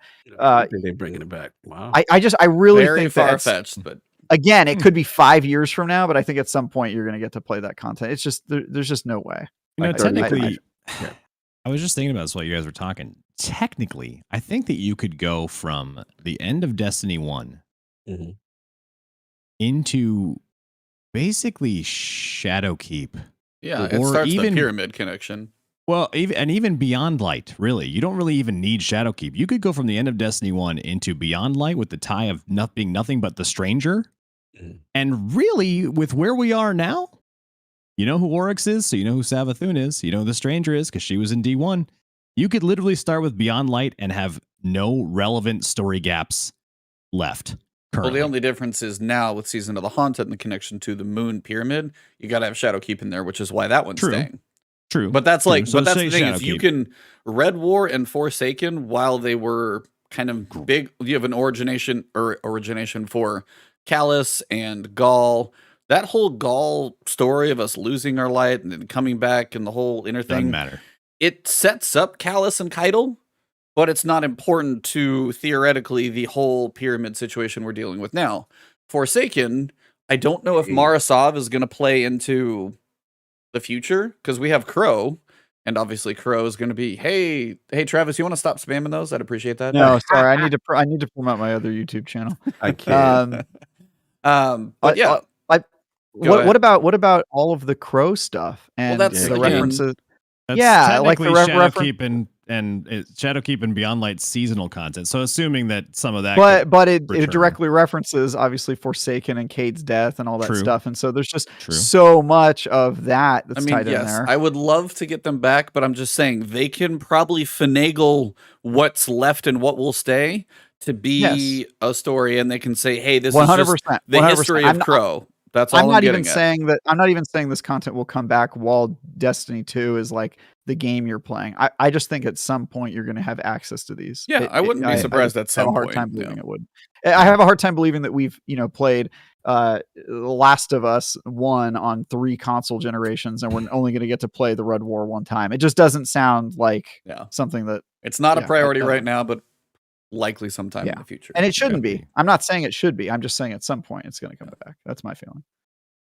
I am honestly, shout out to Blackwings pointing this into me. I am honestly surprised Cog has not mentioned one very, very specific thing. In the collector's edition, it says the witness arrival is imminent.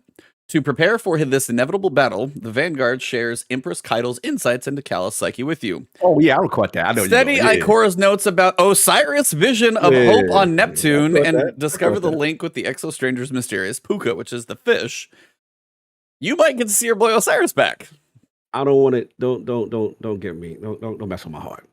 I got it though. I mean, there's a possibility that he had a vision or a dream or something, and he do you even want Osiris back, Cog? Really? Listen. Only cool thing about Osiris was his trials. Yeah, which you love. But here's the thing, and not the character. But I mean, look in Discord chat and look on the right hand side. That is the Lightfall image. He's in the damn image. He's there. I didn't catch that. I didn't. He's laughing because a commenter said that Teddy looks high and completely does not understand that Teddy always just looks like this. Yeah, that's like somewhere in between stoned and almost asleep. Yeah, so like the Shattered Lightfall poster shows a Tormentor. It shows the Witness, Cloud Striders, a weird looking Callus image. Then you got the Strand, and you got Osiris. He's like the NPC staple. I didn't see this. You're correct. So look, we might be spending some time with him coming back. He might have found time in his movie schedule, you know?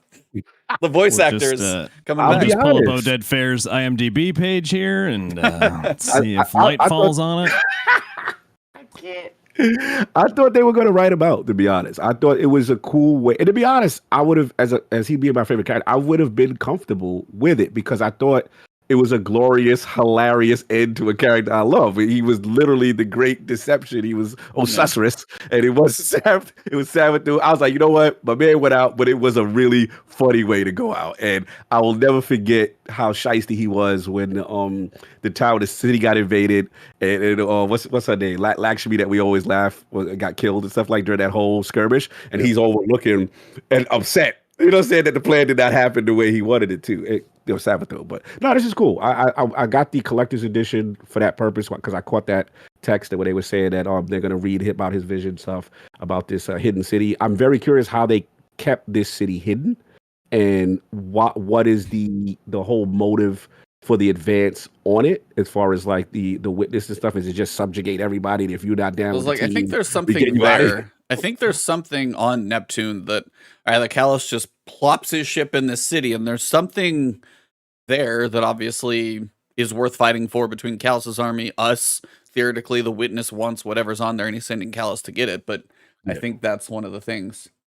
So I just wanted to point that part out of Osiris because you have not mentioned it yet. I know you're kind of a fanboy, so yeah, no, big time. The last point I'll say is I didn't.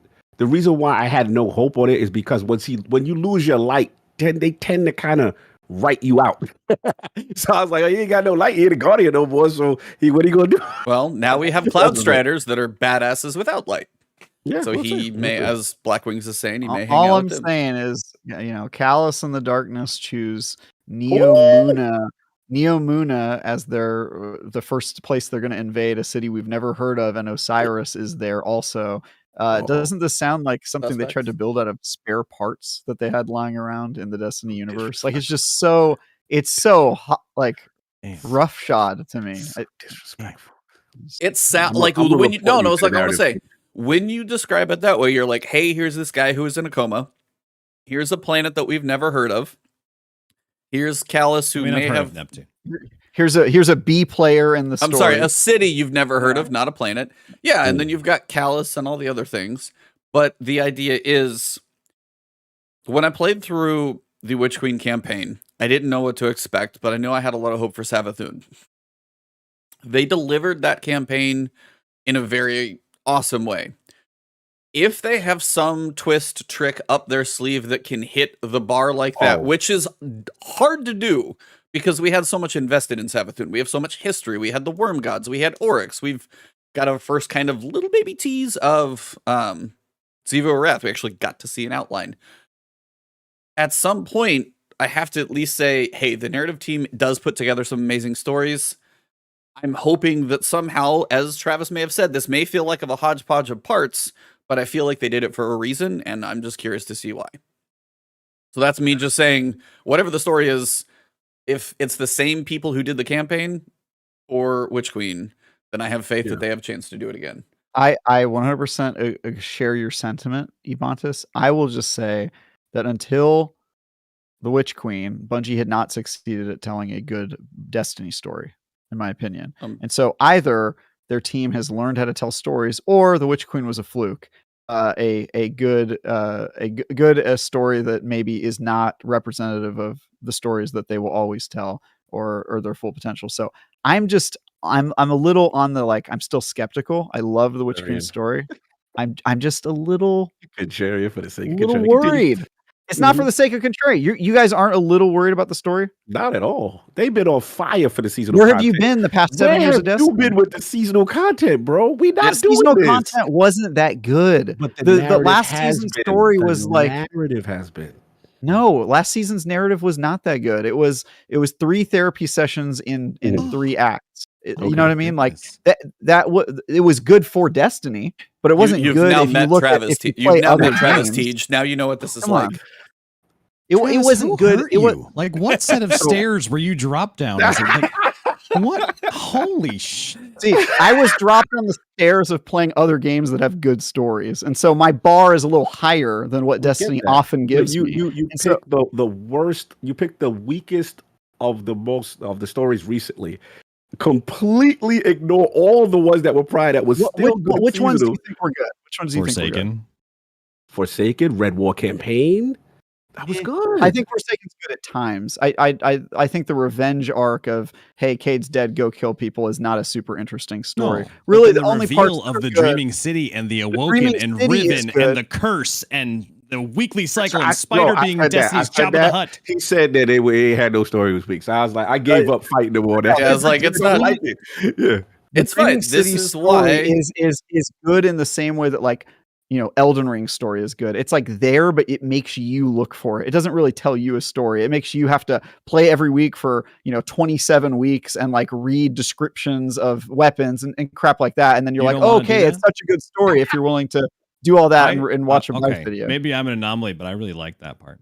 Yeah, I like it too. Okay, yeah. Some people really like environmental storytelling. I think that it's often like, you make the story. We're not gonna put it together. And I'm not.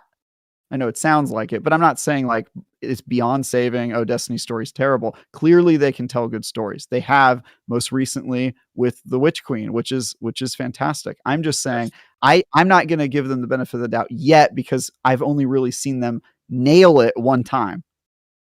Good question. And so I need to see it be a trend for. Yes, I get it. We have different opinions. Teej, did you play Halo Infinite's campaign? Nope. Okay, never mind. That was where that question was going to go, so that doesn't help. Okay, I'll tell you this. I own the game. I want to play it. I will likely make time at some point, but I think for me, where Halo's story for me peaked in 4, and that's kind of something we've already talked about. 5 was a complete gut punch, and like after Master Chief Collection, the storytelling and narrative of 5 was like, all right, I guess I'm just done with Halo. And, for that reason, I couldn't make Infinite a priority. I hear it's an improvement. Well, see, this is like, I was like, Travis, didn't you say like Halo Infinite was like a 10 out of 10 for you? I'm pretty sure you did. Halo Infinite is an extremely good game. The story is not my favorite part of it. Okay, but I still remember I asked you specifically if you were going to rate it, that it would have been a 10 out of 10. That game is fantastic because it accomplishes the dream that I always had of Halo being an open world game and still being as good as it is. But all I'm saying is, for a point of reference, everybody's going to have different opinions. We know Travis can have critical moments. Myself, I'm typically a softer critic than other people. It's like we all fall in different spectrums. Travis has his reservations because, yes, Witch Queen was good. Some of the seasonal stories we've learned about Caiatl, like Season of the Chosen. We've got, some cool moments and things have been building. But again, he's also been burned many times too, so I get that as well. So it's the point of it has been building. Can they do it again? And my hope is if it's the same team and they have the narrative momentum, the narrative team seems to be actually in a very good direction. I think at this point it has a shot, but also it's fair to have reservations about a giant expansion story in Destiny when you look at the history. It's all, I think, the balance we're trying to get to. So I'm also trying to wrap this portion up so we can move forward, because somebody has to run this show. Otherwise, you guys are going to argue until 9 o'clock at night. So that is true. For me, we're keeping the party going after this. We're just I know you guys are. Okay, Travis, we're gonna go raid after this, and we'll talk about Destiny's story while we burn through. What's the feature raid this week? Is it Last Wish? Yes, it's Last Wish. Burn through some Rivens. Yeah. Some Rivens. Me not get 1K. Oh. Doesn't like. Yeah, I still don't have it either. Don't worry. We both both need to run that. Yeah, we both need to run that on a consistent basis. So we can increase the odds for the other person. Yeah, we both suck. So at some point we could. Yeah. No, for me, what I kind of wanted to mention is actually the fact that, one, we have a tiny idea and an iota of Exo Strangers fish. And the fact that if it came from this, like, whether it was her world, whether it was from this mysterious planet, maybe that's where she's been. I really enjoyed the Anna Bray and Exo Stranger kind of Clovis interactions that were like the offshoot of the main Aramis campaign. Yeah. I actually really enjoyed their interactions, the acting, all that stuff was great. If we actually get more of her tied into all of this other like stuff that's going on, that is one of the pieces that I'm actually looking forward to, because I feel like that thread that I don't have time to explain what I don't have time to explain. Then we come to Beyond Light and we actually get to see a really cool like explanation of the history and Clovis and all that stuff. And then we're just like, what's been going on with those two for like 2 years? So finally, we actually get to see something with her. So I also had to get the collector's edition because of that, because we actually get the fish. So now you can have a ghost. Now you can have a hive ghost, and then we're going to have a fish to go with it. So it's like a nice one to go with that one. Will you let me derail you one more time if I promise? That's pretty much what this entire podcast is. Derail us. Go nuts. Okay, That's where we're at. So listen, I get that Activision's out of the picture and you don't want to pay Lauren Cohan to come back and, pay Lauren Cohan money. Like, I understand. I'm with you. And trust me, the Emissary's actress is an excellent voice actress, and I've loved her presence in throughout Destiny 2. And if you want to have her do the Stranger, is it so much to ask that you change the tone, pitch, or performance of the character just a teeny tiny little bitty bit to make it sound like we don't have a literal clone of the Emissary in a different outfit delivering us beyond light story missions, because it really drove me off the wall. Thank you. Derailing is now complete. You got it off. Yeah, it's like I enjoyed that part of the story because it was the side story, and I feel like it definitely should have been more of a central point. We actually get a little bit of Drifter going on now, so that was kind of a thing. The other thing when Uncle Drifter comes back. Drifter's great. The other thing for me, of course, just because I have a soft spot for Rolk as a boss fight, the Tormentors look fantastic.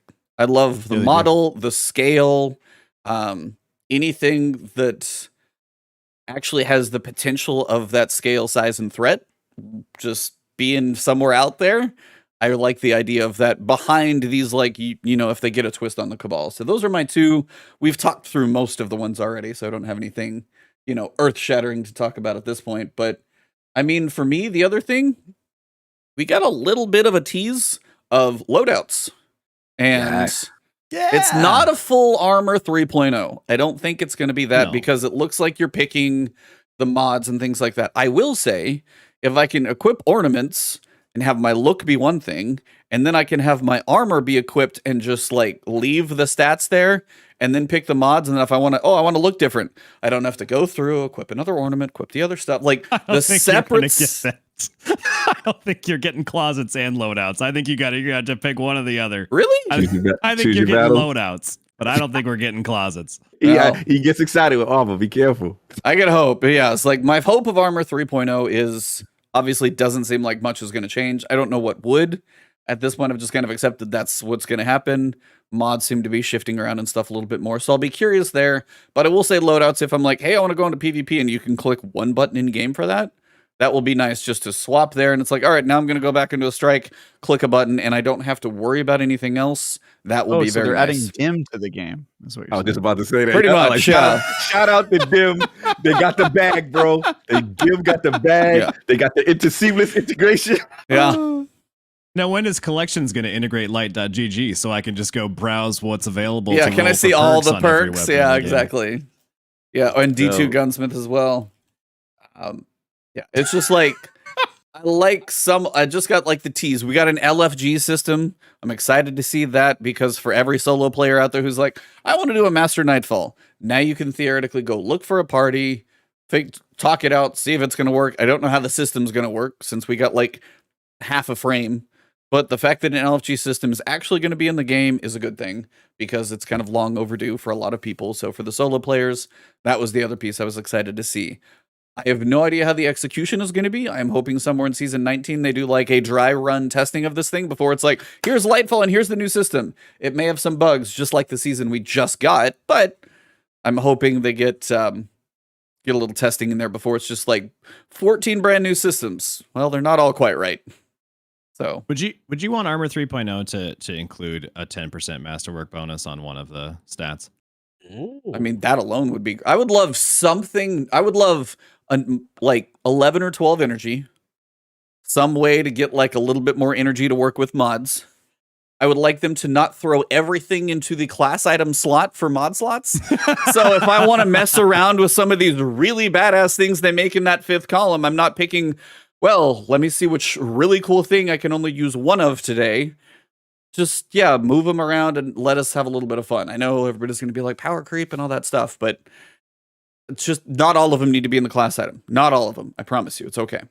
I just think it'd be fun if you could, when you bring some of the wonder of a random armor drop back, if there was a masterwork stat where like, oh, if I bring this to 10, yeah, instead of just, I mean, keep the 2s for sure, but like if I drop my Ascendant Shard into this, I'm gonna get a 10% resilience or whatever, It wouldn't bother me. I mean, yeah, it's like you have your mods right now, which is just taking away mod space. But yeah, if you take away where like everybody wants to get a stat build up, make it part of the armor. Yeah, be all right with that. Mm-hmm. Yeah. Anything else for Lightfall that we haven't discussed between all of you guys? Anything that you've seen? We know we get 2 dungeons. Doesn't sound like we're guaranteed a reworked raid. That does not seem to be listed. Totally fine with that. I hated Wrath. Well, I know, right? I was waiting for Travis. I knew it was going to be Travis. I knew it was going to be Travis's face.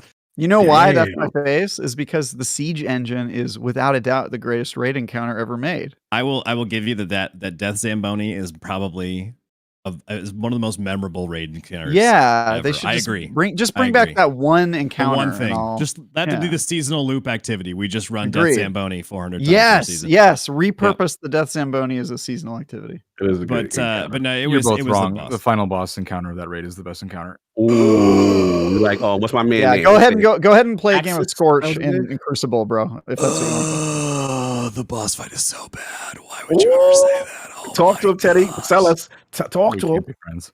Oh, this is the problem with 2022. We disagree, and then Teddy says we can't be friends about it. I don't understand. That I actually agree with him. That's the first thing you've said all night that I agree with. Oh, we agreed on Halo 4 story. You shut your mouth. It's true. And the Lion King. and that King. Karen should have said yes to that roommate. Karen, we agreed on lots of things. Yeah. Okay. Bessie. Okay. So Lightfall has potential to do some very cool things. We've got to see if the story delivers. Strand powers, I'm sure we'll see a little bit more of, but the grappling hook looks absolutely fantastic for traversal. I will say there better be a hotkey for me to go be in my Strand if I do go anywhere, because if I need to run anywhere in the game, I'm switching to Strand until I get where I'm going, even if like the powers I want to mix it up. The grappling hook just needs to be a permanent thing now, because if you have to be on the subclass to use it, kind of like, What if we find out come the release of Strand that the opportunity of the concept of double jump and triple jump are gone in exchange for the function of the grapple, like that we don't have the Warlocks, you don't have glide. You need Titans, some kind of verticality though. Yeah. You would pull yourself up. You would latch to the sky. I mean, I have a funny feeling that we're not getting double jump, blink, etc. plus the ability to swing around columns, and I bet you that's your double jump. Oh, you're just saying for that subclass, that's the traversal? Yes. Maybe. I mean, that might, it's a darkness thing, even though Stasis technically has all the same jumps, so I don't know. Because if you think about how like even input devices, right? Like I'm a controller player. Like if you're talking about adding in the concept of grappling, thank you. Where do you map that? You know what I mean? Like, what does that even look like? It has to be your jump function. Otherwise, what do you like? You can't. Your left and your triggers are accounted for. Your bumpers are accounted for. Your face buttons are completely accounted for. That's why they're releasing the new Sony controller. So you got back button. I'm just kidding. Melee. Everyone has to be. It could be your melee. That would be my guess. Or it replaces class ability or something like that. I think it's probably going to take up a slot. Like if you're in the air, theoretically your class ability is typically not usable. So then it would be would be possible. Yeah, class ability makes sense. They have options. I don't think it's insurmountable. I mean, they've shown us this season with the Titan butt thrust that you can differentiate between aerial and ground level stuff. There you go. Got an air level butt thrust. Air level butt thrust. That's Everyone, I'll do that on camera for you guys after we stop recording. This I watched your Instagram. So I actually had a question about that. I was messing around in Crucible dodge. You can't do the burst dodge in the air, right? It's a ground. It's a ground only. Interesting. So it's really not replacing my Twilight Garrison as I hoped it would, but whatever. Sort of. It's ground. You know what replaced Twilight Garrison? Warlock. Just play a Warlock. It's the same. It's the same. Sorry, I should have been more specific. I want to win Crucible matches. You gonna win with the no. bird, baby. You win with the bird, baby. Let's go. Gigs has entered the chat. Yeah. All right. So generally, I would say the hype for Lightfall's pretty good. We just got to see if they can deliver another amazing story because Witch Queen did a damn good job. Obviously, I mean, Travis gave the damn thing an 8. We know still some of the main systems have their age showing, you could say. So we will see where it comes to. But we also got a brand new season that we've jumped into. I know the podcast is running long, so I'm trying not to have this thing go too long. But I wanted to get your guys kind of pirate puns short. Yes. Very short. Oh my gosh. Like a peg leg. There it is. Yep. You were beating me to it. I was going to be like your peg leg, but yeah. Yeah. And don't repeat things. Try not to parrot one another. Yeah. To save time. Messy. Actually, it'd be great if you guys sit next to each other. One of you parroted We can the talk. other. If you guys have more to say, we can talk after the show. Oh. Do you like it in the bow or the stern? Wow. I love You didn't Teej's tell me it eyes was right that now. kind of podcast. Oh yeah, the last word after dark. Yep. Dang. No, I have to say, of the last 2 days, I don't think I've smiled as constantly as I have playing seasonal content. I think after coming off of I think what I'll quote Travis here, coming off of a season of therapy sessions. I needed just to laugh and to just smile. Like I actually was going through some of the streams looking for clips for social media and stuff from the last couple of days, and I looked at. I ended up like seeing a clip of myself the first time you run Catch Crash and you look off in the distance and you see another catch with sails in space. And I just looked up and you just see my dumb face be like, aha! Like it's just a joy of just like, this is the most random meme that I didn't even know I wanted until it's here. So yeah, is it completely ridiculous and maybe the lowest stakes seasonal content we've ever had? Yes. Am I loving every second of it? Yeah, sure am. Cog, what about you? You had a chance to steal a minute or two so far? Yeah, I got a minute for Catch.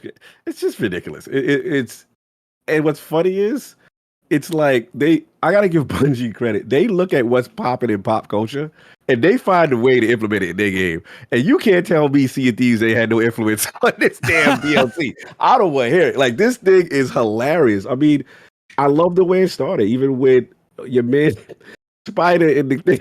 I mean, come on. They looked at Skull of Bones. That thing's been in the works for like 9 years, right? Yeah. Like we had to smuggle Spider out, and then it's just the perfect cast of foolishness. Like then you got the Drifter, who everyone loves. You can't not like the Drifter. The Drifter's hilarious. So from a lore standpoint, it's funny. It's a nice change of pace. It's a palate cleanse. It does not take itself seriously at all, in my opinion. But what I do like, the Mithrax involvement is interesting. I want to see where they go with that. He's an interesting character to me. What I don't like, I'll be honest, like we didn't know Aramis was coming back. They teased it, but I'm like, I wasn't ready to see you. Just like I'm like, like I don't know. I gotta see. You guys are probably way farther and where this thing is going. But no, there's only 1 week of stuff right now. There's not a whole lot. Okay. Not really. Okay. My main thing is with the Darkness team. Right, let's call him the Darkness team, right? So you got, Callus over there. He's gonna be whatever, and want to see what they do with her, or she's gonna be a one-off.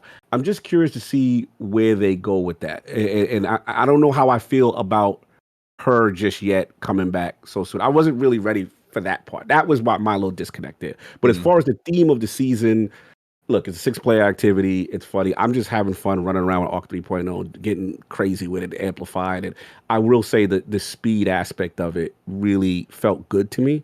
From a Warlock standpoint, that slide into the lightning ball thing. Oh yeah, I love that. It's early. I gotta see how crazy these builds could get. But so far so good. I'm just curious about for the hunters and the first. I'm jealous of the hunt. That little staff with the thing with the glowing stuck in the chest, and when you throw it at somebody, it look kind of cool. Like I'm just curious how y'all feeling about Arc 3.0 in conjunction with this season. I want that shout out.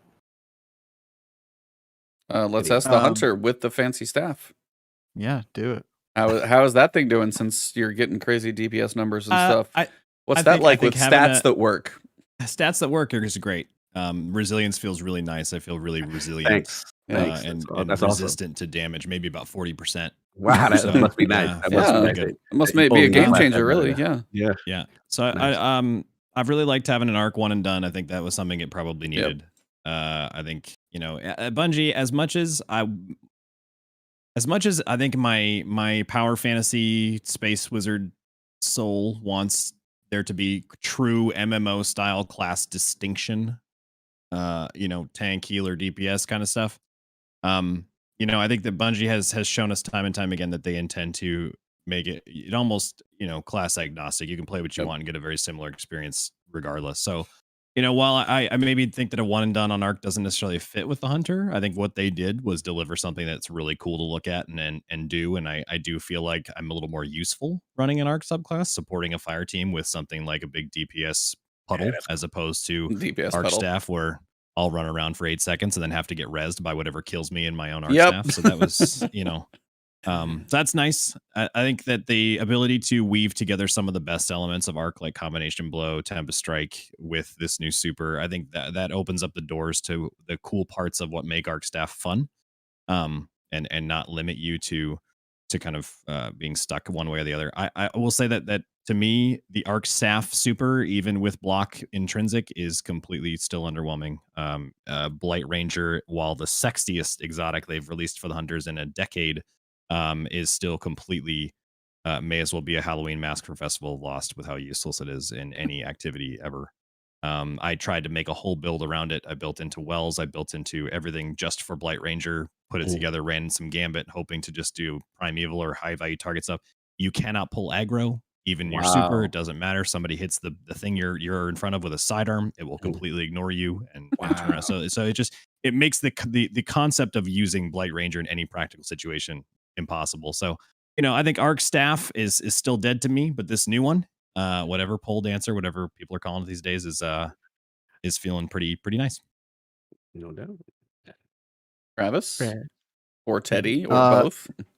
Yeah, I enjoy Arc. I like that it's high risk, high reward kind of situation. I don't feel like I've gotten a perfectly good clean impression of it, just because the sandbox is so borked right now with all of the grenade launchers not working and stuff. It's like, who knows what this is going to feel like when the dust is actually settled on this very buggy deployment of the season. But I like it as a concept. Being fast as a Titan and running around and punching things is always super fun. This is a super just like frivolous but fun season, the type of thing I would expect them to do with the season stuff and not with their main expansions. Wink wink, nudge nudge. But yeah, it as a fun season, it's super cool. Pirates are fun. Aramis already was sort of a joke to me, so I'm okay with her being a joke character and being part of the pirate season. Totally go for it. I hope there's more to do. I'm sure there is, but so far both of the activities are pretty mindless. You just kind of run around shooting things and blah blah blah. It's whatever. But I'm interested to see where it goes. We'll see. Have you done the full 4-part loop? Yeah, I did. I've got to the part where basically they won't let you advance, right? Yeah. Where you So put that's together the crude maps or whatever. Yeah. Right. And then you've got like the secret treasures that are on the upgrade track for the star chart. Correct. Yeah. That I think that those have been, I hope that they get more difficult because they're really easy right now. But even the most recent one's final clue was pretty cryptic. So if they continue to progress and make them more and more tricky, that has been a really, really fun, almost raid secrets-esque thing where me and my fire team are trying to figure it out and work through where to go and what plans to. That part I think was something that I think for that to be accomplished, they won't have to highlight in yellow the words that spell exactly. I got that one. I was like, okay, I wonder where I should go. Highlighter. Oh no! It's like you got the teachers, like you got the key to the test, and you're like, no, I got the wrong one. I got the answer key. I need the actual quiz. This, hold it on that. This pirate was not very good at hiding his treasure. This dude's my boy's online bank account password was password with the S's or dollar signs. Like that is really, his PIN number is either 4 zeros or 1 2 3 4. So it's this ain't it. But yeah, I agree with that sentiment. I like the idea of it. I think it's cool. It's fun. It's different. For Destiny, Fallen fit in perfectly with that sort of vibe. So I'm interested in seeing how it develops. But week one with all the bugs and not really getting to feel out the sandbox just yet, I'm sort of like, all right, we'll see how it goes. But I don't know about you guys, but I already kind of felt like that first day I was out of things to do, because everything is time gated and there wasn't really a lot for me to grind for. But I don't know if you guys feel the same way. I mean, I'm getting prepped for the raid, so we've been seeking out every possible weekly bounty we possibly can on all 3 characters. And you a world firster over here? We're not going to race, but I've never. You don't know that. Believe in yourself, Teej. You're gonna do it. Well, tomorrow you guys can come and watch and see if we are gonna, win the race. My God, it is tomorrow. Yeah, tomorrow. So yeah, I mean, as far as stuff to do seasonally, are sure. we doing the raid tomorrow together at my house? Are we doing the raid? Raid time. You know how to do it. It's an old raid. Don't worry about it. Yeah, you've done this before. There's not going to be champions in contest mode. Really won't make a difference, I promise. No. The totems are not going to be a big deal with contest mode, I swear. What? Okay. If you had to pick, everybody here had to pick what one mechanic you think they'll change, what would it be? I'll start. I think that the tomb ship pattern at the beginning is going to be completely randomized and nothing like we remember. Oh, I hope that is different. That better be different. I hope it is for me. Yeah, I hope. I honestly think the final ogres are going to be all champions. Ooh. All unstoppables. Every one of them. Oh, you're a masochist. I like it. That's evil. I mean, yeah. Play Elden Ring for 100 hours. You kind of have to be. Yeah, I hit 250 this week, so damn, there you go. Yeah, I got my 110 or whatever it was, and I was like, I'm gonna mix that. I needed a little break from open world, so I've been doing some smaller indie funds, but I still ended up going through a lot of mini Souls action games anyway. So yeah, it doesn't. I think the change they'll make is the phallus wall will be even more phallic because it'll be in 4K, and so they can really get all that detail in there. 120 frames a second. Yeah. You can see those. You can see those wall veins. Wow. There it is. That's all right. So outside of that one, do you guys think the basketball court would still be there? Oh yeah. Oh, interesting. The entrance activity? Yeah. No, I mean, that's the basketball court. No, the basketball court in way the people would there's a secret room across from the phallic wall that was supposed to be a boss fight. Yeah. Yeah. Oh my gosh. Yeah, you're right. So I know people are going to check that one. You got the hidden chest in the wall puzzle, and then honestly, I bet they'll put something in that secret room. I bet you they'll put like a chest or maybe some little optional mini side quest or something you can unlock. They'll give you a toothbrush. Was that the thing they used to give everybody? The raisins. Useless raisins, the useless toothbrush and stuff. Raisins. Wow. I will be because VoG didn't change much. You got a few champions that would come out when they would spawn, but not much change. So I don't think anything drastic will change. Do you guys think they will use Hive Guardians anywhere? No. I wish. I wish too, but they won't. I wish, but no. It's not authentic to the experience. Although wyverns weren't authentic to the VoG experience, and they were chock full of wyverns. Champions are also not authentic to the experience. So if they gotta tweak it up. Put some damn Hive Guardians in there. Champions suck. I think that's a bit of a lore breaking one though, isn't it? Hive infused with light on the dreadnought. We're fighting orcs in 2022. Let's not talk about breaking the damn. Yeah, that's true. We're bringing Stasis in to fight orcs. That's all. I can thunder crash Golgoroth or the War Priest or any of those guys. You can kill orcs with Stasis. Wild. You can't kill orcs with Stasis. You have to use the bombs. Remember? You don't know that. We will be the first team to six Salvation's Grip Oryx to death. Wow. Right. Yeah. And basically, it's just because you finally covered him in enough crystals. He's like, damn it, I can't move. No. Okay, did they not give away in the trailer? Did they not give everybody the shortcut to the phallic wall when they showed a Titan using Salvation's Grip to literally plant steps across it? Like, Don't want to do the jump puzzle? Don't. We'll show you in the trailer how to do that. They Remember that have to exotic give you you buried? They have to give you another reason to use that exotic. Oh my gosh.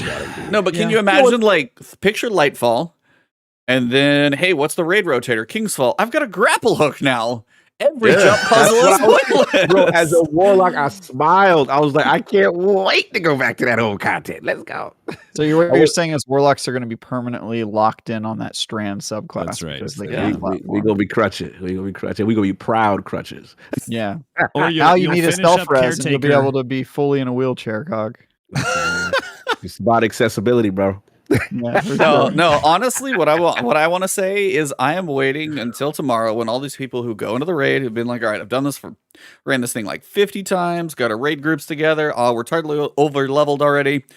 They walk in, they do the little court part so you can enter and go through the portal, and you walk into the totem section, and contest is on, and everybody gets crapped on for a little while because contest on totems when you're trying to hold down a plate and getting killed from above, and you got like boomer champions up there that you got to snipe down. I'm thinking it's gonna hurt.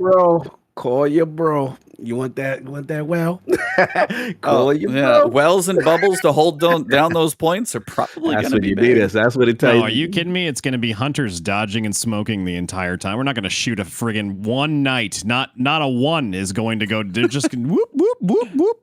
Dodge and cloak, dodge and cloak, dodge and cloak the whole time. I want to ask you a quick question.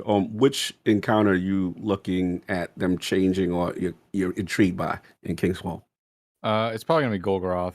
They're gonna make you do the 6 orb strat because their philosophy with VOG was that everybody had to participate. And you couldn't like kind True. of have one or two people do everything. And so if they stick to that game design, Good they'll point. probably make it so each encounter everyone needs to do everything. Now Totems did a pretty good job of that, where everyone kind of had to participate.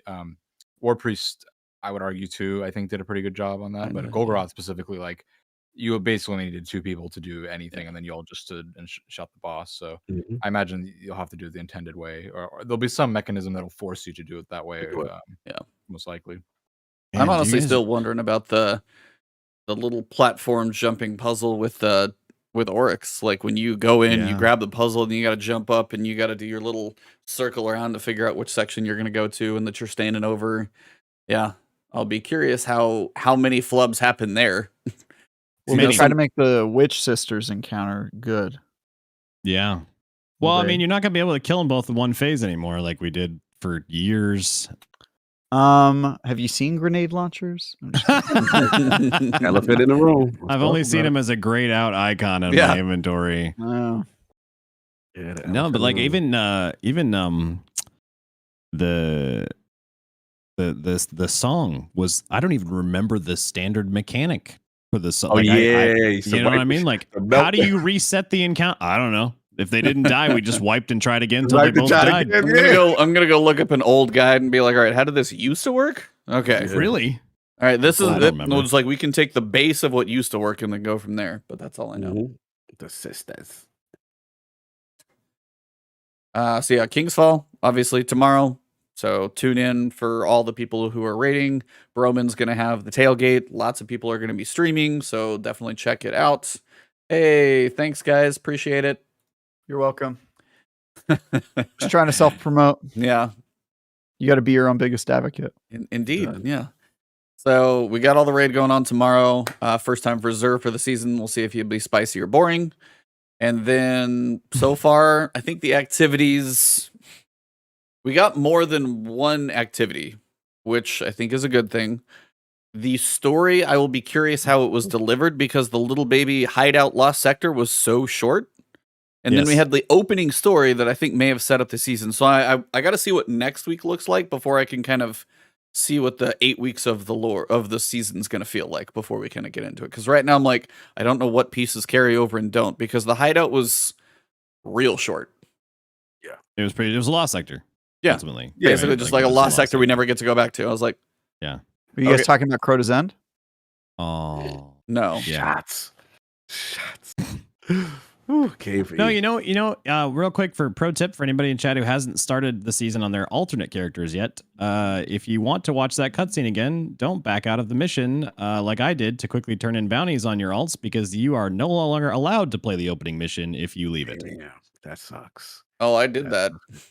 Yep, same. So I was really hoping to see my Titan and my Warlock cheersing the Drifter in the bar. You will not be able to see that anymore if you logged in only to back out of that mission. It is gone. So. Oh, damn. Good luck. Damn. Good pro tip there. Didn't know that. Wow. Yep. So when you log it on your alts and it drops in there, finish that mission. So you can see it. Wait, but I did it with Brian, and Brian backed out, and he reloaded it because I had already done the mission, and I think he said it was on Europa somewhere. Oh, Really? Like maybe it's marked Yeah, 'cause- differently. The 'cause I- quest icon I had was just to go to the star chart and start doing catch crash. Was nothing. I don't know, yeah, because I did it, and then I needed to record footage for it, and so I had Brian, my coworker, load in, and I joined him, and then he loaded in, loaded out. I joined him, and then he reloaded the mission on the same character.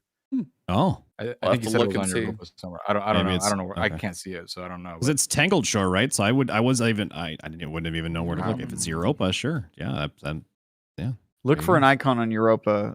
Brought to you by Teddy, a guy who lives in my house now. wow. Yeah. There you go. He also has max triumph score, everybody. Yes. Yeah. He's a What's beast. your triumph score, Teddy? No, he has no, max. He has every Oh, he has triumph the in max, game. all of them. Yes, all of them. Woo! He's one of Yeah. 53 people. approximately. 53 people. What's the one you're most proud of? What's the triumph? good question? He's not proud of any of them. I'm not proud of any of them. Yeah, it's self-hatred that's keeping it going at this point. Okay, when did you get? Is the 50 kill streak included in that? So to correct Travis, because this comes up often, I don't actually have every triumph. I just have max score. So Okay. triumphs that are worth 0 score, 0 such points. as the King's Fall Day 1, which I will not be getting because I'm here. I usually Sound like a shot. Yeah. So I like the 50 kill streak one. I actually have an Iron Banner, but I don't have the normal one. But usually if they're worth 0 score, I tend to ignore them unless it's like a title associated thing, because I do have all the titles as well. Crap, that's a bestie. He missed that out on that. Okay. Accolade for you. All the titles. Did you repeat Flawless just to clarify, and he's Conquer? still going to be getting max triumph score. He's just Sure. Sacrifice, bro. yeah, he's not. I don't Did you repeat Conquer and Flawless before they were guildable? Like when it meant nothing? Beast. He's a beast. Kudos to you for Yeah, doing that. He's a beast if beasts were a word to describe people who don't have a life. Damn. Coming from my man. And they're sitting next to each other, so you know, yeah. So you know. I don't even know. This how to respond. this guy. All right. Defend myself a little. Hold on. I have ascended to the point at which I only play the game to obtain triumphs and stop playing. So Ascended? yes. That's an ascension, Teddy. No. Are any of you do guys have anime fans? Anybody watch anime? I Yeah, do of course. somewhat. Okay, so Sword Art Online? Any Sword Art? Mhm. Okay. So like if you told me today that I could go comatose and live in Destiny, like I would do it without even I wouldn't even say goodbye to my family. I would just log in, and that would be like it would just like You're that's where I married, would right? go. Yeah. No, she would not come. My wife does not play Destiny. That is like she is not now she would do it for You Final might Fantasy want- 14, but Okay, well then you guys need to go into that world so you're together at least. No, but he can't give up Destiny. that's Sorry. right. No, I can't. He can live without his wife, but not Destiny. Come on. Yeah, but As the long world's as, you know, just we get could- jump between games. Just make sure she ends the episode before you get to this point, and you'll be fine. She already knows. She's not going to watch it, Ebontis. I know she won't, but that's fine. He's just trying to get one extra viewer. If he could just get your wife, that's the Well, my stream can't even get her, so good luck. There you go. Yeah. Hey, just tell her there were some juicy details about your marriage on there, and she will tune right in. that's how you do it. Messy. This has been a great show. Teddy, thank you for joining us for the surprise. Always love to have you as part of the show. We got to end this thing fast because it's about to get raunchy over there in San Francisco. After dark, baby. Yeah, last word after Where's dark. here. It's legal here. We're allowed to do it. You are in the right city. I will give you that. You are in the right place. So, Right, baby. Teej, it has been an absolute joy having you on. You are as fun as I expected to have you join us. Is an absolute pleasure. At this point, as we kind of get to our wrap up of the show, the floor is yours. Tell everybody where to find you, what you do, all the places they can find you, what you're known for. Literally, just go nuts. It's yours. Oh man, I'm BigDaddyTeej. I am primarily a Twitch streamer of Destiny content and other narrative-driven experiences. My community is built on being a place where everyone is accepted and loved for who they are, and not required to adhere to a specific viewpoint or worldview. Or anyway, just come as you are, and as long as you're It's a guardian legal there too. who wants. Well, I'm in Tejas, so it depends on who you ask, I guess. Yeah. But Me too. It's a fun state, huh? yeah, it's wild. It's like roller coaster every day. And I would love your follow on Twitch and TikTok. TikTok's my secondary most active platform now. I do Destiny impressions over there and other kind of meme videos.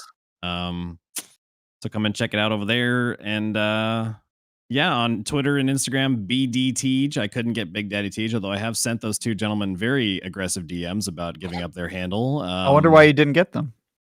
Well, I just figured with 15 followers and 2 years of inactivity, they wouldn't mind, but I still haven't heard back. We'll see. Not salty at all. Not salty at all. No, definitely not.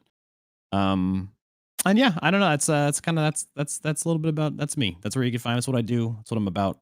It's a lot of fun. Teej, hilarious. Love what you do in the community, the positivity. Also, your impression game is hardcore. Like I love the impressions, man. You killed that. Thank you. Thank you. See what you're doing out there, man. Salute to the content. Much love. Well, gentlemen, Travis, Teddy, Cog, if you guys want to kind of knock out your outros, we will wrap this thing up. Hey, what's going on, man? What you got cooking? Nothing. I think he wants to go last. Teddy, you said you want to go? Travis wants to go last. Well, were you talking about E or Teddy? No, I'm talking about you. Me? Yeah, you. Oh, what do I got going on? I'm working on a review. Review will be out September 7th. My preview will be live tomorrow at some point. I don't know when. And I'm you can find all my content on IGN.com. You can follow me on Twitter at TieGuyTravis if you really hate yourself. And you can watch me every Sunday morning on a show called Bitcast that I record at 8 a.m. on YouTube. Other than that, love y'all. See you on Destiny. I'll be playing that video game, and hanging out with Teddy. And you know what that means. You can find me at Teasing Teddy on Twitter. And what's the date today? Today's the 25th. Tomorrow I have some gameplay of Destroy All Humans 2 going up on IGN. It's the remake, the reprobed. If you're Travis, yep. Yeah. If you're a fan of that game, so I think it's like the first 15 minutes. I also previewed that game. You can watch my preview on IGN. Yep. See. So that's about it. Thank you for having me. This is always fun, and salute to pull it out. I had to sit there for an hour just listening to you guys. I had the headpiece in my ear the entire That's time. right. So. Oh, that was good. The Dreamcast actually walked so the Xbox could run. You're all wrong. Sega's a terrible company, and they made a lot of mistakes. But the Dreamcast was the one saving grace. There we go. What was the bug game? I remember my friend at Dreamcast, we played the bug game. You're going to ask this question, and no one's going to know because nobody played Sega games. Yeah, disrespectful. Nah, we not doing that. It's true. It's true. Good, Mike. Silence. I'm sorry. Feel this, Mike. Thank you, Teddy. Yeah. Thank you, Teddy. Fantastic things happening in your near future. Yeah, it's been fun. Just busy as hell, but fun. Just finished recording Unlock with Ryan McCaffrey. It was pretty awesome. You haven't done that in a while. And Destiny Ligera, your fire team chat partner, Trav. So it's kind of, we talked a little bit before the show. It's kind of funny. And Teddy I have a funny story. I with him yesterday. I saw that on Twitter. Yeah, we'll talk. I'll tell you what he could have made a podcast appearance. I could have. This chair could have had a much more high profile person. We could have had fire. We could have had fire team chat invade. That was crazy. But yeah, that was really fun talking about what's going on with Gamescom, all the latest stuff going on, and obviously the PS5 price hike. That was a hot one. So yeah, go check that out. Yeah, in conjunction with Microsoft's response. So the show should be up tomorrow.